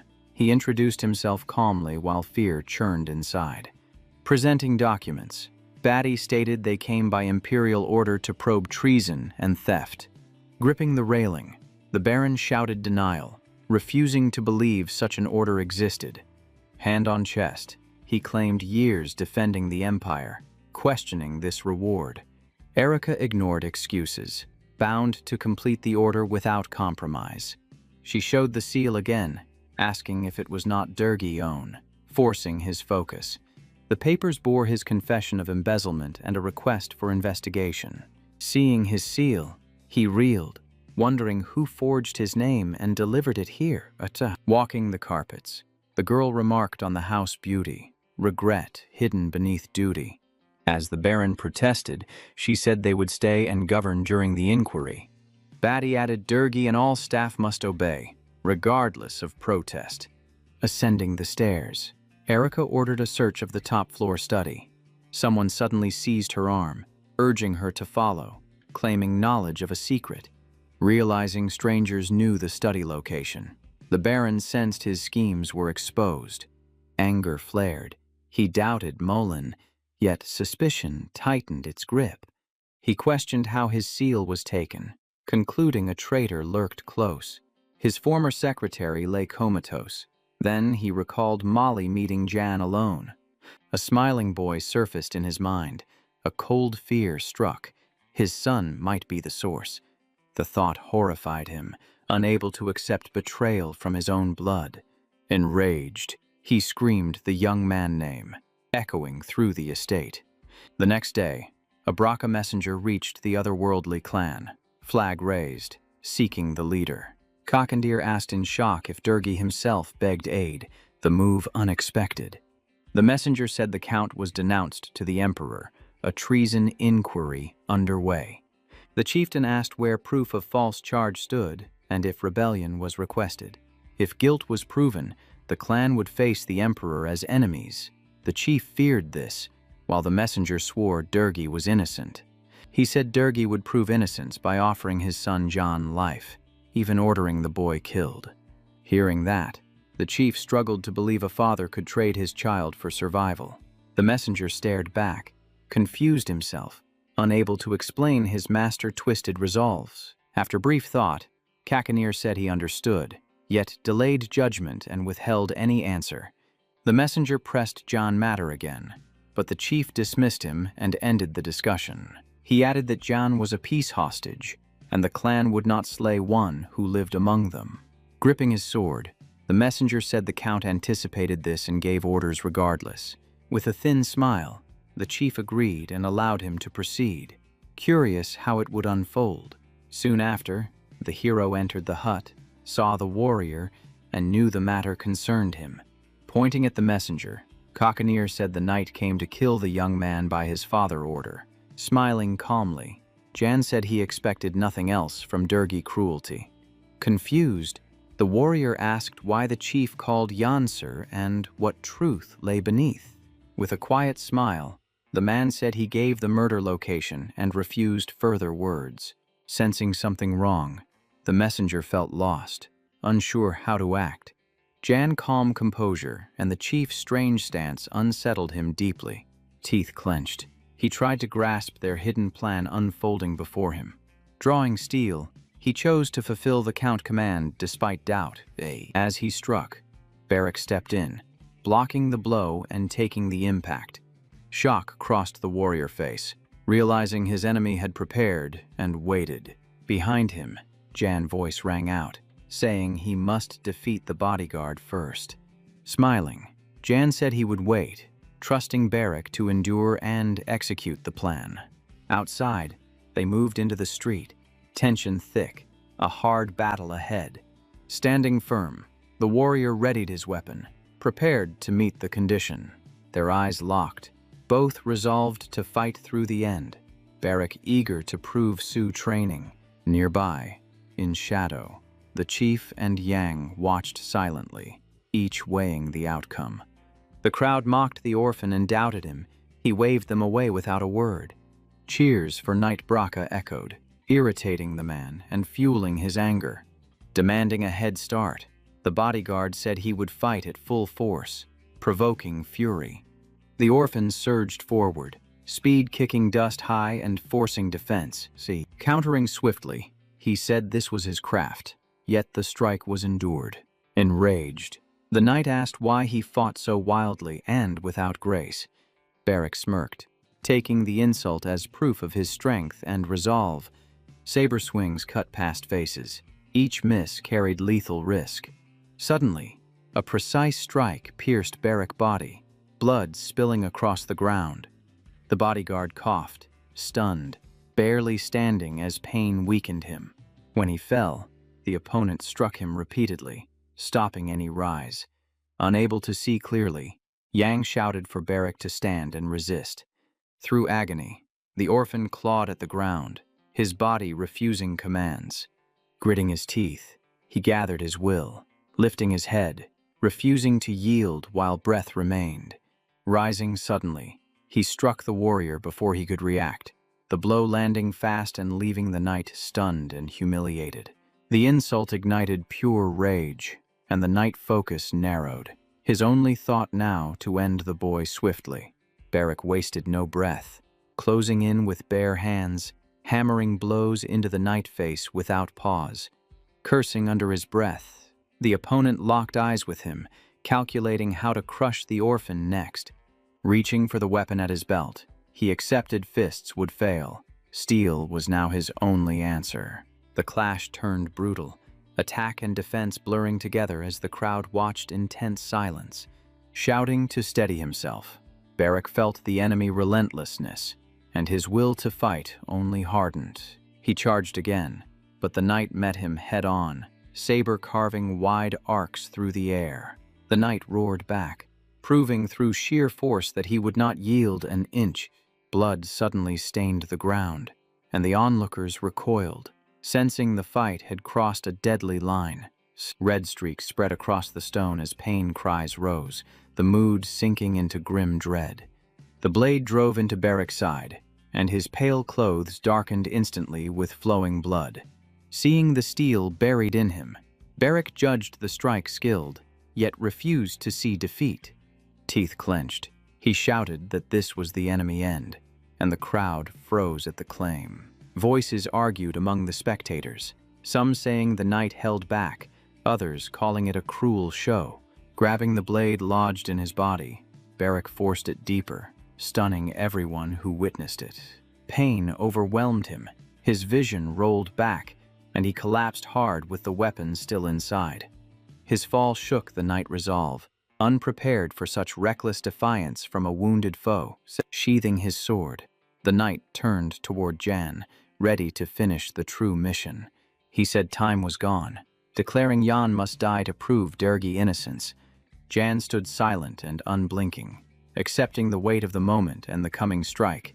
As the blade swung, Beric surged from behind, sword raised, shifting fate in an instant.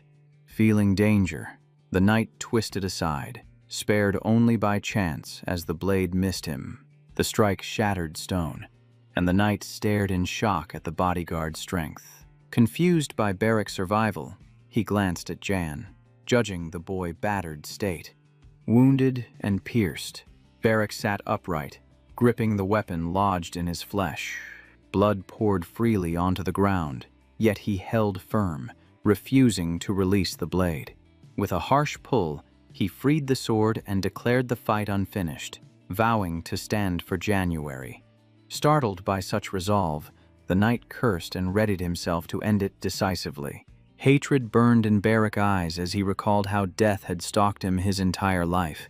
They collided again, steel crashing loud, echoes rolling across the heated ground. Seizing the enemy sword, Beric strained with all he had, fighting to tear it free. The effort paid off. The weapon slipped loose, and he shifted aside, ready to strike. Planting his foot, he gathered power for the final blow meant to end the fight. Leaping upward, he knew growth demanded risking everything, holding nothing back. Blood soaked his hands as he gripped the blade, fingers shaking, resolve unbroken. One decisive strike split the warrior down, the crowd gasping as blood scented the air.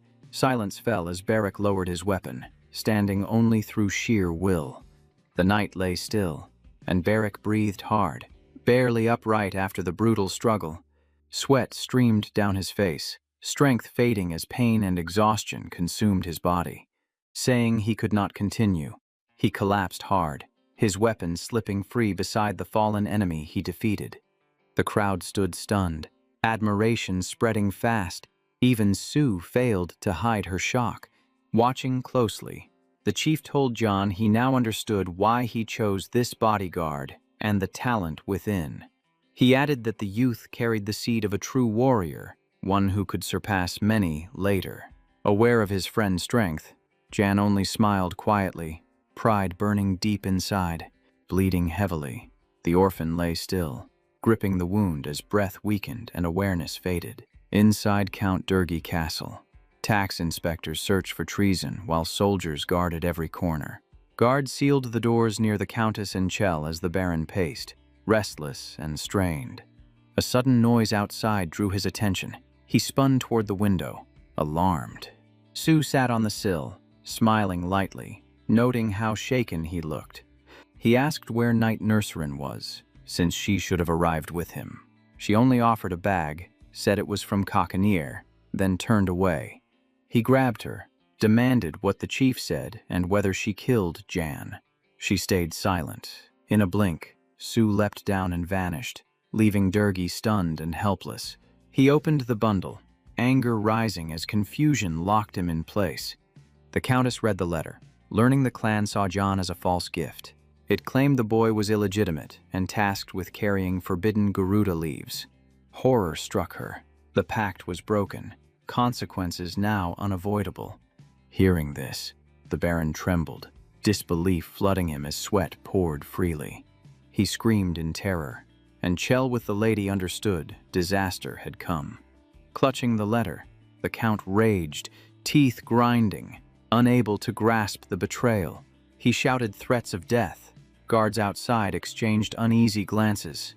Panic took him. He trashed the room, papers and objects crashing everywhere. Holding his head, he believed all sought war, leaving him trapped without escape. At the window, he tore curtains down, twisting them into a rope. He threw it outside, ordering his wife and Chell to descend and hide. She begged him to come too. He barked for silence and obedience. Ignoring her fear, he insisted, claiming he would handle everything alone. Soon they climbed down while the Count stayed behind, plotting his next move. Time slipping away, he planned how to erase scouts before troops arrived. Seizing a kerosene lamp, he chose fire, ready to burn the castle. A soldier rushed to Erica, reporting Durgi burned his estate and fled. Escaping judgment, Durgi ran as flames consumed everything behind him. Calmly, Erica said he was shortening his life and racing toward death. She ordered Philip to alert the capital troops and commanded pursuit. Running soldiers heard her shout to find the Count and end him if needed.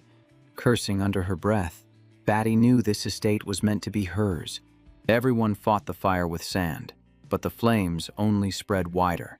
Soldiers tried from all sides. Supplies dwindled. Nothing changed. Trapped figures begged from windows, yet no help came. The sand was gone. Philip stepped up and asked Erica for orders, the scene collapsing fast as people screamed in pain.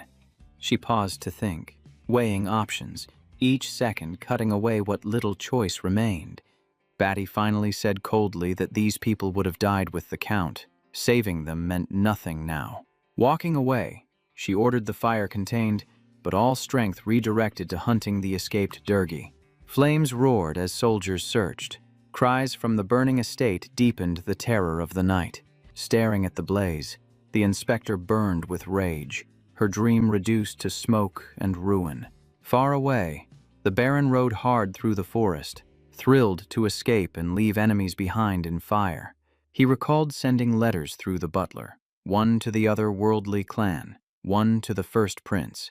The last letter went to Theo, his final hope to slip free from the tightening trap. In a clearing, he dismounted and called out, refusing to accept he had been abandoned. No reply came, and he denied the thought that the night betrayed him at the worst moment. Then a familiar voice reached him, his eyes widening with shock and hope. Turning, he saw the warrior and troops emerge from the brush, relief flooding him. Anxious, Theo asked about the clan, the estate, and Jan's fate, hoping the boy was dead. Durgi said the clan betrayed them. They must stall until the prince answered to survive. He proposed seizing the estate before the capital army arrived, using terrain knowledge. Smirking, he claimed his soldiers unmatched, victory assured without doubt. Remembering the tiger seal, he swore his men were trained for strength and resistance. Ready for orders, the soldiers bowed and moved out without hesitation. Certain victory meant command. Theo awaited battle to prove his power. Swinging his blade, Durgi ordered the inspection force wiped out to reclaim the estate. The fighters advanced unaware they were already seen by the heavenly warrior's eagle. High above, the bird weighed how fast to warn its master, sensing grave importance. Wings spread wide. Hatred for the barren axe drove it forward with the message.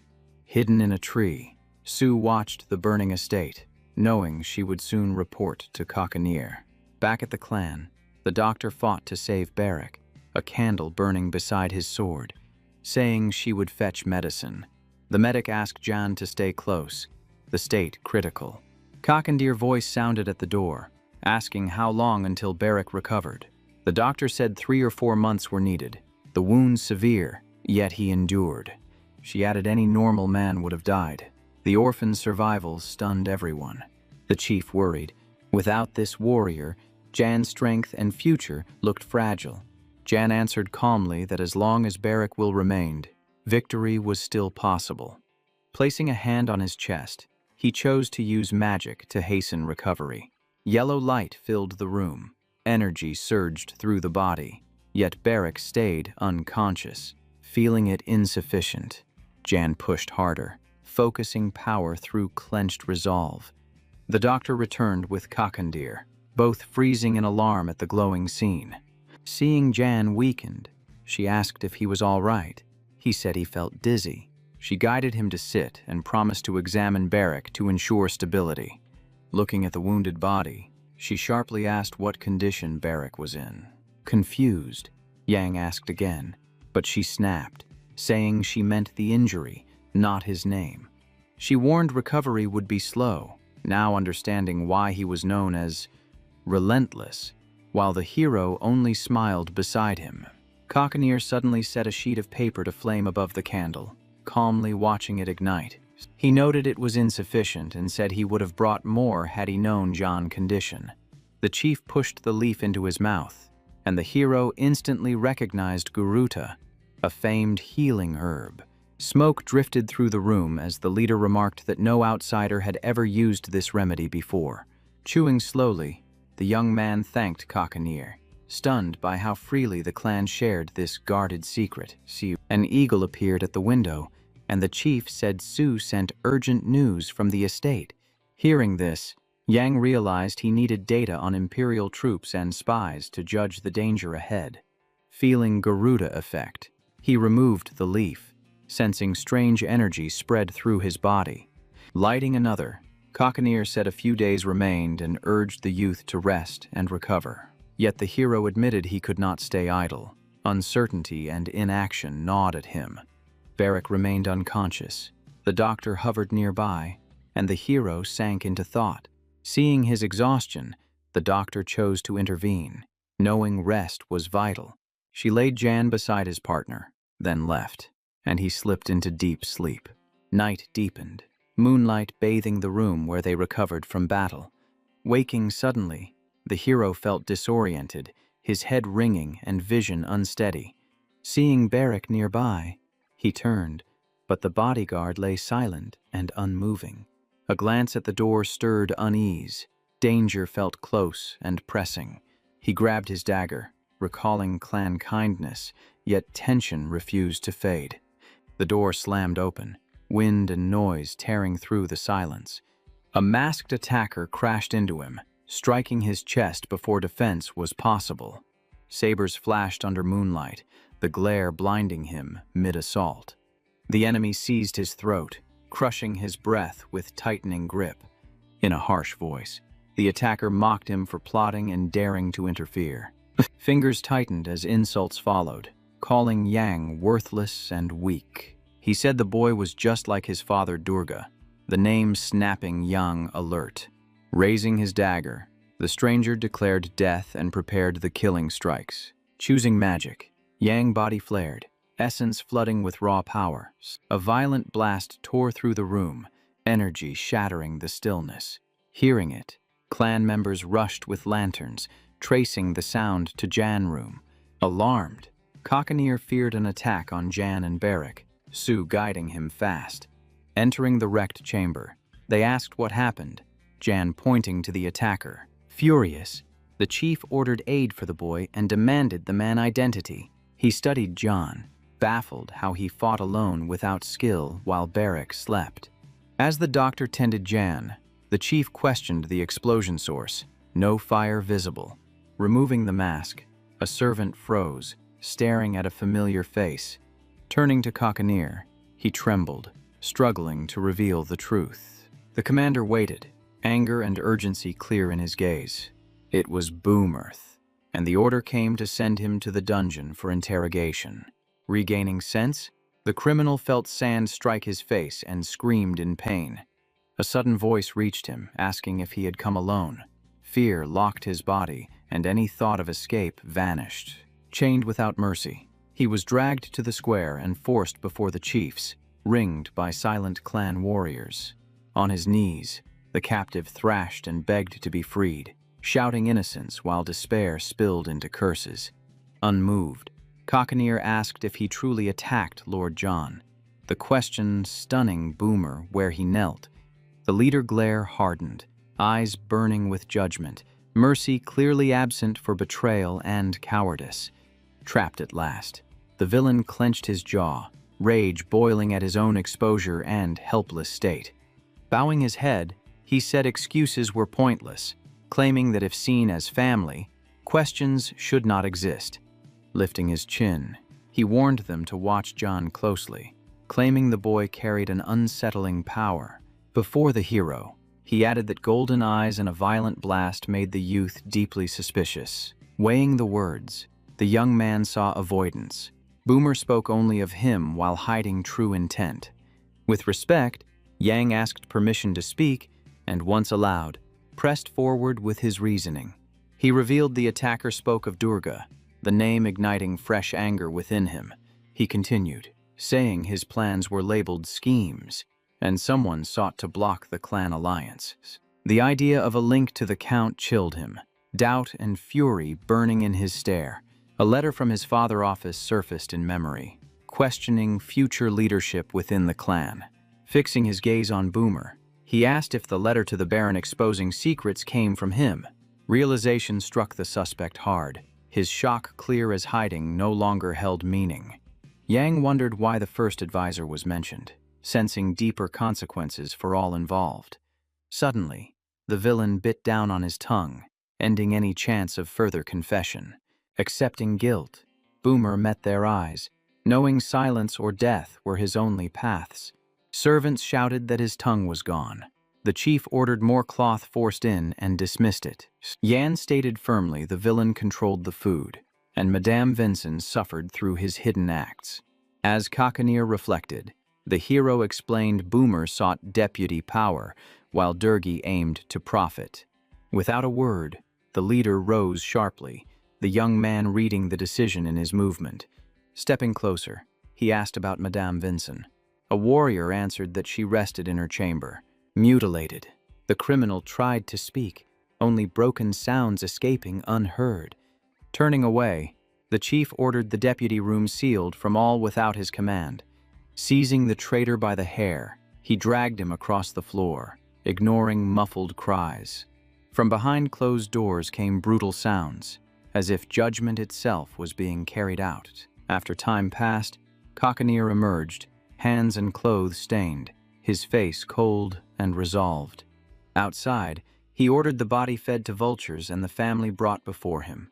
As the corpse was removed, the chieftain stepped toward Jan, authority heavy in his stride.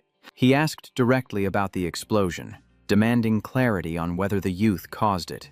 Choosing honesty, the hero said simply that he arranged it, offering no detail. The commander said he knew such people were called magicians, and the young man bowed, refusing lies. Meeting Kakanji gaze, he promised full truth later, when the moment allowed. He added the chief might struggle to understand him, shaped by another world and time.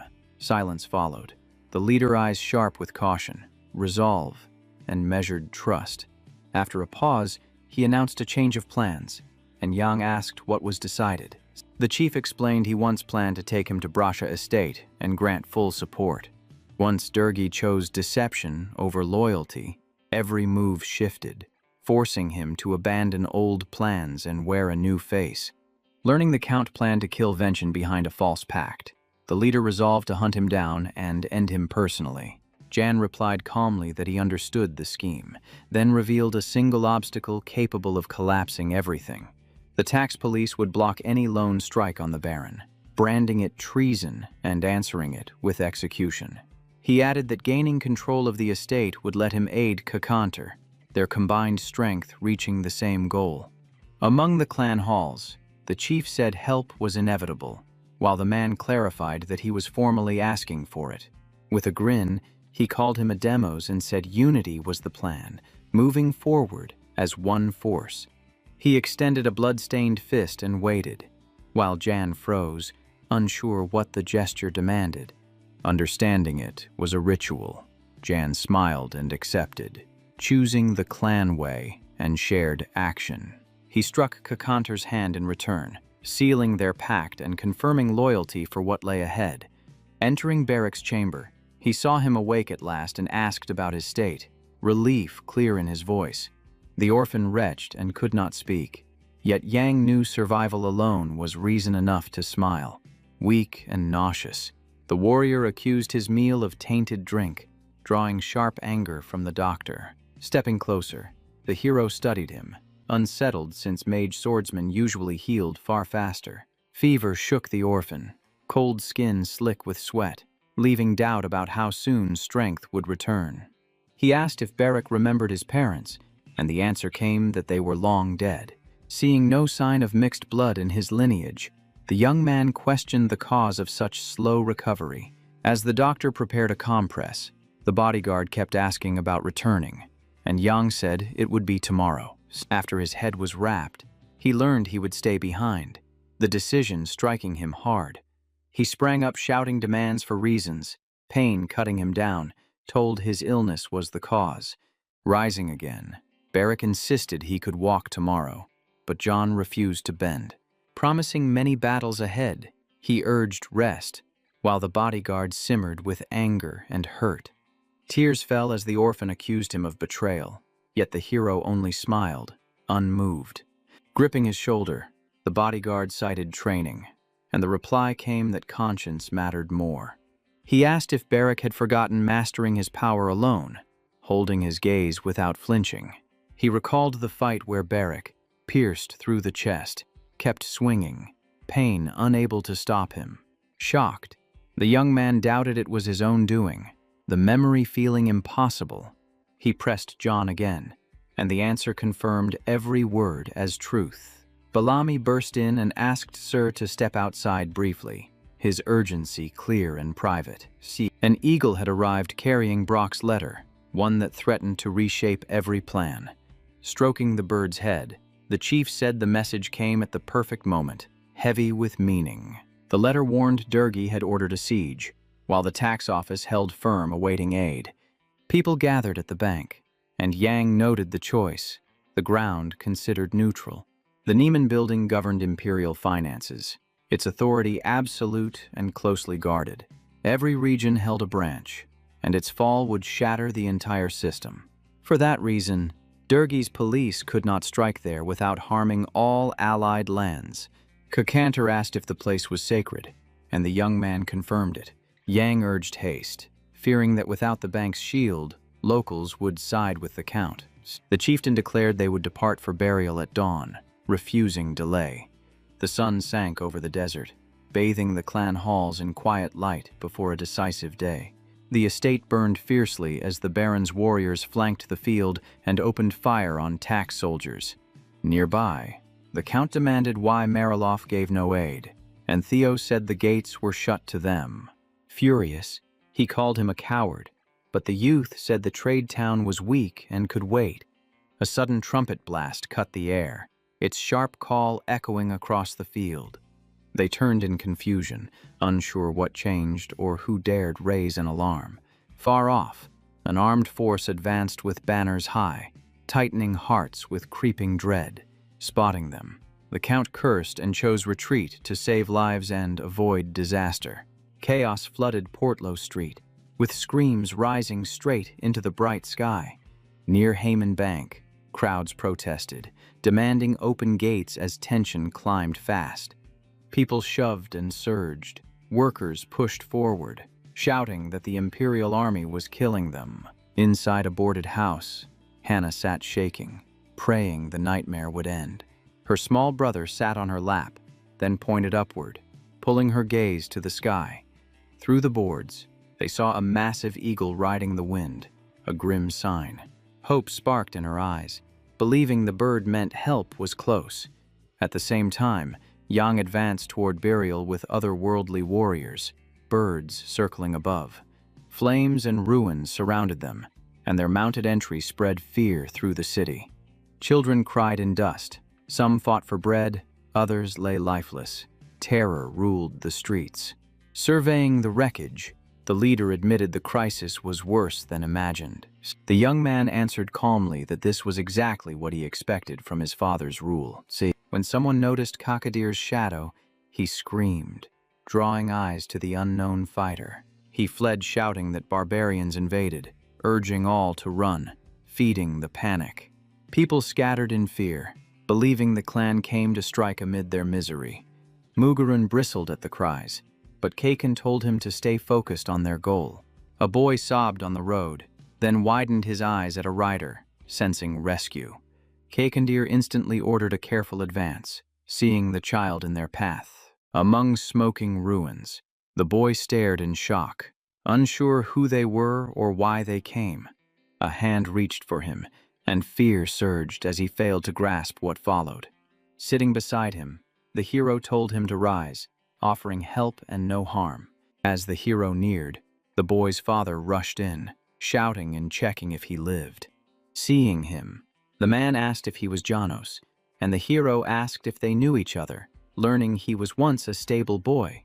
Recognizing him, the young man felt relief Janos lived, then asked about the city. Silence fell as passers-by watched, trying to understand who these newcomers were. Another man questioned the stable boy, asking how he knew the stranger and why warriors came. Calmly, he said it was Janos, and the other asked if he was truly the Count's sold son. Janos said the tribe came to save them, hoping all would see they came in peace. Soon, the young man, the chief, and the others halted at the estate gates, judging the scene. Beric coughed suddenly, revealing himself and pulling the group's attention. Hearing this, Kakadir asked why the sick man came, and the hero said leaving him meant worse trouble. Suddenly someone shouted, "Who are you?" lifting a sword and demanding answers. Waving the blade, the stranger asked why the barbarians came, bracing to defend the house. As Kakadir reached for steel, the young man halted him, signaling this moment was not for bloodshed. Yang stepped ahead, naming himself Count Bra's son, saying desert warriors stood with him to settle matters civilly. Spotting a shadow at the window, he declared loudly they came in peace, hoping the inspector would listen. Catching Erica's stare, he widened his eyes and offered talks, showing readiness to settle without force. With dusk falling, they entered the hall and waited beside the chief for the tax leader. A girl's voice sounded behind him. He tensed at once, sensing the talk ahead would be harsh. She entered and said Sir Molan had spoken of him, then named herself Captain Batty with calm authority. Startled, the hero asked if the old man led her. Erica replied partly, but decisions were hers. Confused, the young man asked what was happening, unable to grasp why the city felt so tense. She answered evenly that problems existed, soon resolved, and embezzlement had already been confirmed. A blood-marked sword rested nearby as she added they must deal with the Count's soldiers. She then asked why Yang was here, hinting he came to watch his father's execution. Kakadir and the hero stayed silent, their gaze weighing her words, judging how far trust went. Smiling, the young man said the estate was his home, and he feared for its people. He added the otherworldly clan stood with him, coming along to prevent harm. Erica pushed back on her heel, mocking his claim and doubting his true intent. She said all new barbarians and Braki were sworn foes, so Yang's story rang false. She pointed at him, calling him proof, an illegitimate child sold into the desert. The young man closed his eyes, choosing silence, knowing words would only worsen things. Batty was caught off guard, expecting anger, yet he stayed composed. Yang bowed and apologized, admitting his family's situation looked strange to outsiders. Noting her arrogance, he asked if lawkeepers only took those of low birth. The captain flared with rage, barely holding herself as she parsed his meaning. Kakadir rose sharply, demanding she listen, naming himself Lord of the Great Desert. He warned her to mind her words, hinting consequences would follow disrespect. He said if Durgi's crime was proven, execute him quickly. They came to judge the domain. Erica leapt up, shouting if the chief had lost his mind, defying all propriety. Claiming imperial authority, she said his words insulted power, demanding he know his place. He coldly repeated she should watch her tongue, saying she lived only by his restraint. Clenching her fists, she turned on Yang, shouting, "Do you also want to have your head cut off along with your father?" She said all knew he was a count's son. No one would blame killing him. She sneered that he should not overstep, calling him utterly ordinary. The young man stared at her, baffled and worn down by such venom. Watching clouds beyond the window, he said calmly he knew his place. He explained he was not truly of the Brock family, but held the clan's favor alone. He said as tax inspector, her role was to judge crimes and enforce law only. His words drew more insults from her, while Kakadir barely held himself back. He tossed a scroll down, stating the clan had a peace pact with the county, unrolling it with a sneer. The inspector called it insolence, angered by lost control. He said the pact bound them to help Durgi, yet, as a criminal, they were free to aid her. The leader added that Yang acted as their link, saying they wanted Erica to name him county governor, leaving her stunned.